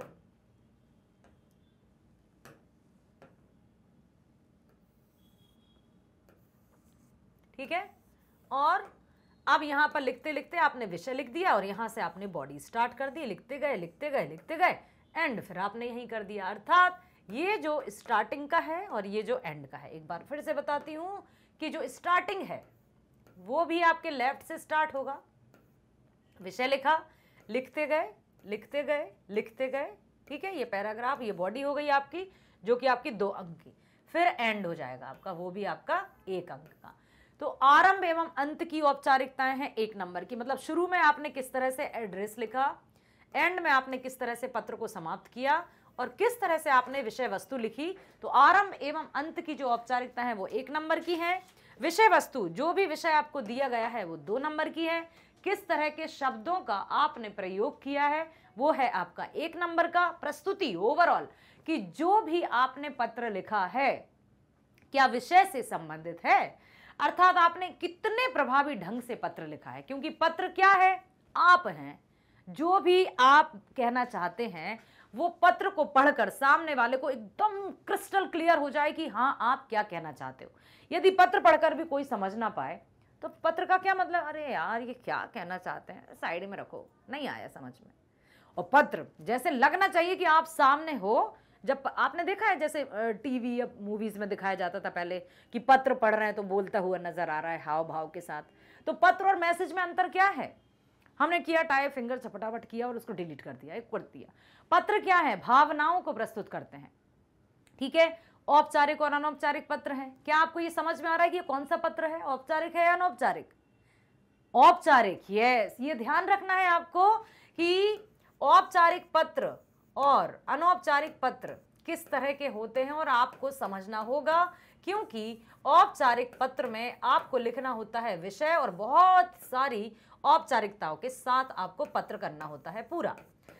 वहीं यदि अनौपचारिक पत्र की हम बात करें तो अनौपचारिक पत्र में विषय नहीं लिखते हैं और उसमें थोड़ा सा लंबा भी जा सकता है। क्यों, अब बताती हूं। अब पहले आप ये बताइए, समझ में आ रहा है ये औपचारिक है अनौपचारिक? औपचारिक पत्र और अनौपचारिक पत्र, तो ये है आपका औपचारिक पत्र। औपचारिक पत्र means official letter, formal letter भी कहता है, जो कार्यालय संबंधी पत्र, जो ऑफिस रिलेटेड, ठीक है। तो ये है आपका ऑफिशियल औपचारिक पत्र, जिसमें हमको बहुत सारी औपचारिकताएं निभानी होंगी। विषय कंपलसरीली लिखना ही होगा, विषय लिखेंगे। वहीं पर यदि हम अनौपचारिक पत्र की बात करते हैं तो उसमें विषय नहीं लिखते हैं। अनौपचारिक पत्र है जो हमारे मित्र को, सगे संबंधियों को, मम्मी पापा, दादी दादी, चाचा चाची, जिसको भी लिखना हो, वो होते हैं अनौपचारिक पत्र, ठीक। इनफॉर्मल लेटर भी कहते हैं, ठीक। तो यहां पर यह है आपका औपचारिक पत्र। यदि पत्र आता है, शब्द सीमा दोनों की सेम ही रहेगी। औपचारिक पत्र में भी आप लेफ्ट हैंड साइड से शुरू करेंगे कॉपी के, एंड भी लेफ्ट हैंड साइड करेंगे। और साथ ही साथ औपचारिक पत्र में खास बात यह है कि आपको विषय लिखना होता है। जो भी विषय दिया है उसको आपको लिखना होगा।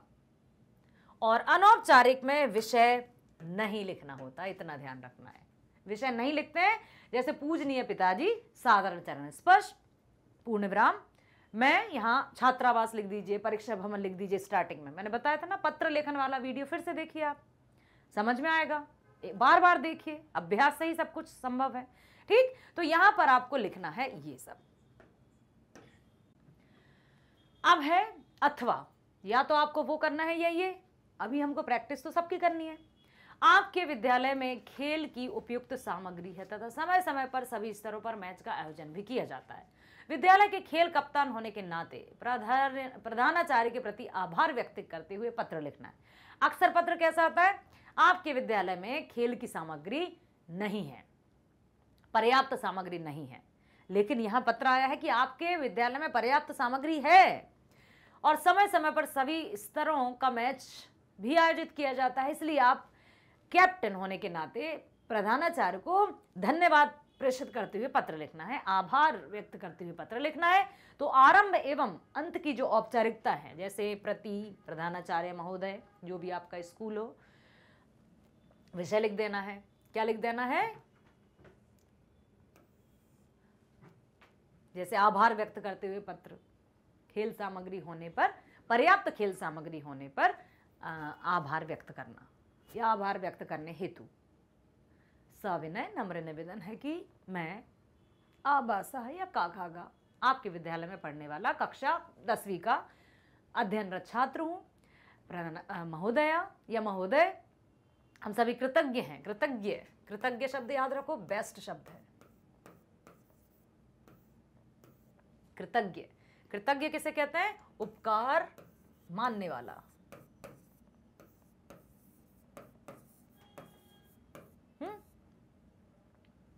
कृतज्ञ भी होता है, कृतज्ञ, उपकार ना मानने वाला।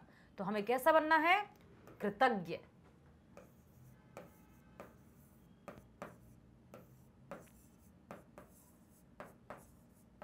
ठीक है।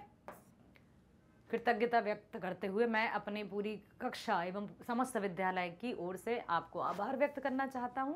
हमारे विद्यालय में खेल की पर्याप्त सामग्री है, जिससे हम सभी जो भी स्तरों पर मैच का आयोजन किया जाता है उसमें हम भाग लेते हैं और जीतते भी हैं। अतः इसी तरह का ये करते हुए धन्यवाद।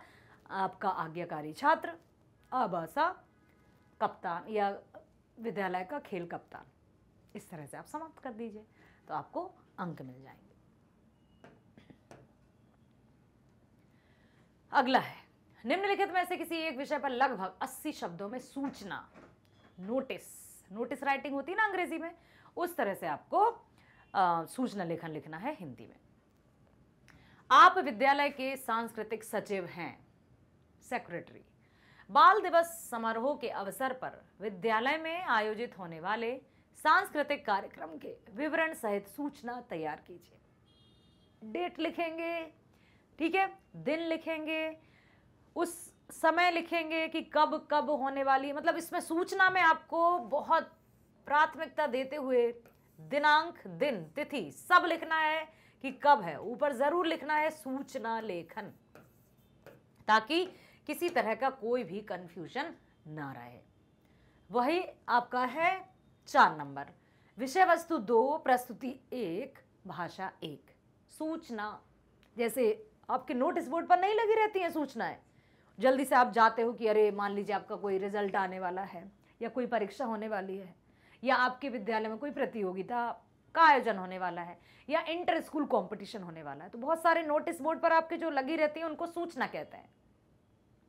तो आप विद्यालय के सांस्कृतिक सचिव हैं। बाल दिवस समारोह के अवसर पर विद्यालय में आयोजित होने वाले सांस्कृतिक कार्यक्रम के विवरण सहित सूचना तैयार कीजिए। तो आप लिखेंगे बाल दिवस कब मनाया जाता है, याद रखिए। सारी तिथि आपको याद होनी चाहिए। बाल दिवस 14 नवंबर, गांधी जयंती 2 अक्टूबर, शिक्षक दिवस 5 सितंबर, खेल दिवस 29 अगस्त। ठीक है। कुछ जो महत्वपूर्ण तिथियां हैं, युवा दिवस 12 जनवरी स्वामी विवेकानंद जी के जन्म उत्सव पर। तो ये कुछ ऐसी डेट्स है। 15 अगस्त तो आपको पता ही है, स्वतंत्रता दिवस 15 अगस्त को, गणतंत्र दिवस 26 जनवरी को। ये ऐसी तिथियां हैं जो आपको टंग पर होनी चाहिए। ठीक। तो और बाल दिवस 14 नवंबर किसके उपलक्ष्य में? चाचा नेहरू के जन्म दिवस के उपलक्ष्य में। उन्होंने, क्योंकि चाचा नेहरू बच्चों से प्यार करते थे, तो वो आपको पता होना चाहिए। तो आप लिखेंगे 14 नवंबर को हमारे विद्यालय में ये आयोजन होने वाला है, तो आप सभी विद्यार्थी इस कार्यक्रम में भाग लीजिए तथा अपने नामकरण करवाने हेतु उनसे मिलें या सचिव से मिलें या हस्ताक्षर करें। ठीक है, वो आप लिख देंगे तो आपको बहुत अच्छे से मिल जाएगा। बस इतना याद रखिएगा कि जो भी पूछा जाए उसकी डेट, जैसे प्रमुख तिथियां मैंने आपको बताई ना, उनकी बात याद रखिएगा।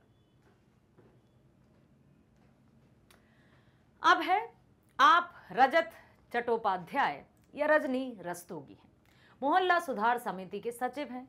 स्वच्छता अभियान के अंतर्गत स्वच्छता पखवाड़ा कार्यक्रमों में भाग लेने के इच्छुक लोगों की एक सूचना तैयार कीजिए। स्वच्छता पखवाड़ा, पखवाड़ा किसे कहते हैं? पखवाड़ा मतलब फोर्टनाइटली, जैसे 15 दिनों का। वीक रहता है, सप्ताह किसे कहते हैं? 7 दिनों का। पखवाड़ा होता है 15 दिनों का। याद रखना, पखवाड़ा मीन्स 15 दिवसीय। पखवाड़ा, इसको कहते हैं पखवाड़ा। इसको 15 दिवस को पखवाड़ा कहते हैं। सॉरी। तो आपको बताना है कि कौन कौन से आपकी सोसाइटी या आपके मोहल्ले के कौन कौन से लोग हैं जो इच्छुक हैं, उसके लिए आपको सूचना तैयार करनी है। तो फॉर्मेट सेम रहेगा, दिनांक लिखेंगे, इस तरफ दिनांक लिखेंगे, ठीक है, और समय लिखेंगे कि इस दिन है, और हमेशा इस तरफ जैसे जो भी आप विषय लिख रहे हैं वो विषय भी लिख दीजिए, क्योंकि सूचना है ना, तो यहाँ पर आप विषय लिख देंगे, दिनांक लिख देंगे, ठीक। और शुरू बिल्कुल यहाँ से आप शुरू हो जाइए। आप सभी से अनुरोध है, सूचना नोटिस वो बतानी है आपको।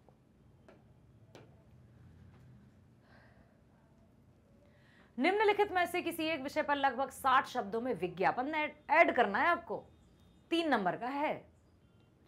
विज्ञापन आकर्षक होना चाहिए, भाषा भी बहुत अच्छी होना चाहिए, शब्दों का चयन एकदम उत्कृष्ट होना चाहिए। उत्कृष्ट का मतलब कठिन नहीं, क्लिष्ट शब्दों का प्रयोग बिल्कुल नहीं करना चाहिए। जैसे सेल सेल सेल, मौका हाथ से निकलना चाहिए, शीघ्रता कीजिए अन्यथा मौका हाथ से निकल जाएगा। कुछ ऐसे, जल्दी आइए जल्दी कीजिए, प्रथम या पहले 50 ग्राहकों को भारी छूट। लिखा है स्वास्थ्य मंत्रालय द्वारा योग दिवस के अवसर के प्रचार प्रसार के लिए एक आकर्षक विज्ञापन लगभग 60 शब्दों लिखना है। तो अब योग दिवस कब मनाया जाता है, योगा डे कब मनाया जाता है? हाँ, डेट याद रखो, 21 जून है ना। पर्यावरण दिवस 5 जून। ये कुछ ऐसी डेट्स हैं जो आपको याद रखना है। तो अब लिखना है आपको विज्ञापन। विज्ञापन के लिए आप कुछ ऐसे चित्र बना दीजिए, क्योंकि विज्ञापन जो रहते हैं, आप सपोज कहीं होर्डिंग्स पर कुछ भी लगा रहता है, तो हम पढ़ना शुरू करते हैं कि पहले देखते हैं, कहीं हमें दिखता है वही सबसे पहले उसी पर हमारी नजर जाती है। तो ठीक उसी तरह से जब भी आप विज्ञापन बनाएंगे तो सबसे पहले आप चित्र पर ध्यान दीजिए। योगा डे पर आया, पाठ्य पुस्तक पर आया, किसी प्लॉट्स या फ्लैट्स पर आया, घर बेचना है, कोचिंग सेंटर खोलना है, सिलाई सेंटर, टूथब्रश, टूथपेस्ट, जो भी, सामुक, साबुन, ऐसी त्वचा निखारे कि आप बन जाए, कुछ भी, मतलब बहुत सुंदर सुंदर जो हैं, और उनके अंदर इस तरह से आप लिख दीजिए, जल्दी कीजिए जल्दी कीजिए। आप बहुत अच्छे से आपको सजाना है, ठीक है। तो विज्ञापन लेखन का वीडियो भी आप देखिए, पुनः देखिए आपको, और भी हम जब सैंपल पेपर्स आपके सामने लेकर आएंगे तो उसमें आपको संपूर्ण, अभी ये सैंपल पेपर 1 है जो सीबीएसई द्वारा रिलीज्ड है, ठीक है। अब जब और प्रैक्टिस पेपर आपके सामने लेकर आएंगे तो उसमें इन सब को भी समझाया जाएगा। तो आप किसी तरह से भी चिंता नहीं करना है, बस आप ध्यान से सुनो, समझो कि हाँ हमें किस तरह से लिखना है। लोकल फॉर वोकल, स्थानीय उत्पादों का प्रयोग के प्रचार प्रसार के लिए एक आकर्षक विज्ञापन लगभग 60 शब्दों में तैयार कीजिए। वही है कि 1 अंक, प्रस्तुति 1 अंक, भाषा 1 अंक। जो भी विषय वस्तु दी है वो सटीक होनी चाहिए, एकदम कनेक्टेड होना चाहिए। प्रस्तुति, शब्दों का चयन, भाषा का चयन, सब कुछ अच्छा होना चाहिए, तो 3 नंबर मिल जाएंगे। अब है लघु कथा लेखन, शॉर्ट स्टोरी राइटिंग। जैसा करोगे वैसा भरोगे विषय पर लघु कथा 100 शब्दों में, 100 शब्दों में। बोया पेड़ बबूल का तो आम कहाँ से हुए, कर दीजिए यहीं से शुरुआत। जो भी लघु कथा हो, निबंध हो, अनुच्छेद हो, लेखन की बात मैं कर रही हूँ, जो राइटिंग पार्ट रहता है उसमें आप किसी भी स्लोगन से स्टार्ट कर सकते हो, कोई भी कोट से स्टार्ट कर सकते हो, किसी भी दोहे से स्टार्ट कर सकते हो, तो इफेक्टिव लगता है। जैसा करोगे वैसा करो भरोगे, जैसी करनी वैसी भरनी। तो बोया पेड़ बबूल का तो आम कहाँ से हुए, ठीक है। औपचारिकताएं 1 अंक, मतलब कितने अच्छे से आप लिखोगे लघु कथा। शीर्षक भी आपको देना होगा, टाइटल, शिक्षा भी लिखनी होगी उसका। स्टार्टिंग का आपका शीर्षक होगा, लास्ट का आपका शिक्षा होगी, कि आपने टाइटल क्या दिया और इससे आपको क्या शिक्षा मिली, सब कुछ आपको शामिल करना होगा। विषय वस्तु, जैसा करोगे वैसा भरोगे, किस तरह से आपने कनेक्टेड किया, प्रस्तुति कैसी रही, भाषा किस तरह की रही, वो सब बहुत अच्छे से आपको ध्यान में रखना है। या फिर आप श्वेता कपूर हैं या शैलेश कपूर हैं, आप वर्तमान परिप्रेक्ष्य में हिंदी की उपयोगिता जानते हैं, इसलिए 11वीं कक्षा में विज्ञान विषय के साथ भी हिंदी अतिरिक्त विषय के रूप में पढ़ना चाहते हैं। अपने प्रधानाचार्य को विद्यालय के ईमेल पते पर ईमेल लिखकर अनुमति प्राप्त कीजिए। अब ईमेल लेखन है, इसमें शब्द सीमा लगभग 100 है। ईमेल लिखना है आपको, ईमेल राइटिंग, संदेश लेखन जैसा, मैसेज जैसे हम लिखते हैं, ठीक है, तो वो आपको लिखना है। उसका भी हम और उदाहरण के साथ आपके समक्ष प्रस्तुत होंगे। तो अपने कहते हैं ना कि लिसनिंग स्किल है, सुनने की कुशलता में बहुत विकास की जरूरत है आपके लिए, क्योंकि हम जितने ध्यानपूर्वक किसी बात को सुनेंगे उतने अच्छे से वो बातें समझ में आती हैं, ठीक है। और ऐसे घबराने की जरूरत नहीं है, डरने की जरूरत नहीं है, हाँ, लेकिन गंभीरता की जरूरत है। मजाक मजाक में सब चला जाता है, गंभीरता की जरूरत है, कंसंट्रेशन की जरूरत है, एकदम बिल्कुल ध्यान केंद्रण की जरूरत है, ताकि आप जो पढ़ रहे हो वो स्थिर रहे, कहीं उड़ ना जाए, इस बात का ध्यान रखना है। आशा करती हूँ आपने बहुत अच्छे से ये सैंपल पेपर देखा है, सुना है, समझा है। जब आपने देखा, सुना और समझा है तो आपको किसी तरह से डरने की ज़रूरत अब नहीं होगी, और भी हम कई इसी तरह के सॉल्व करेंगे।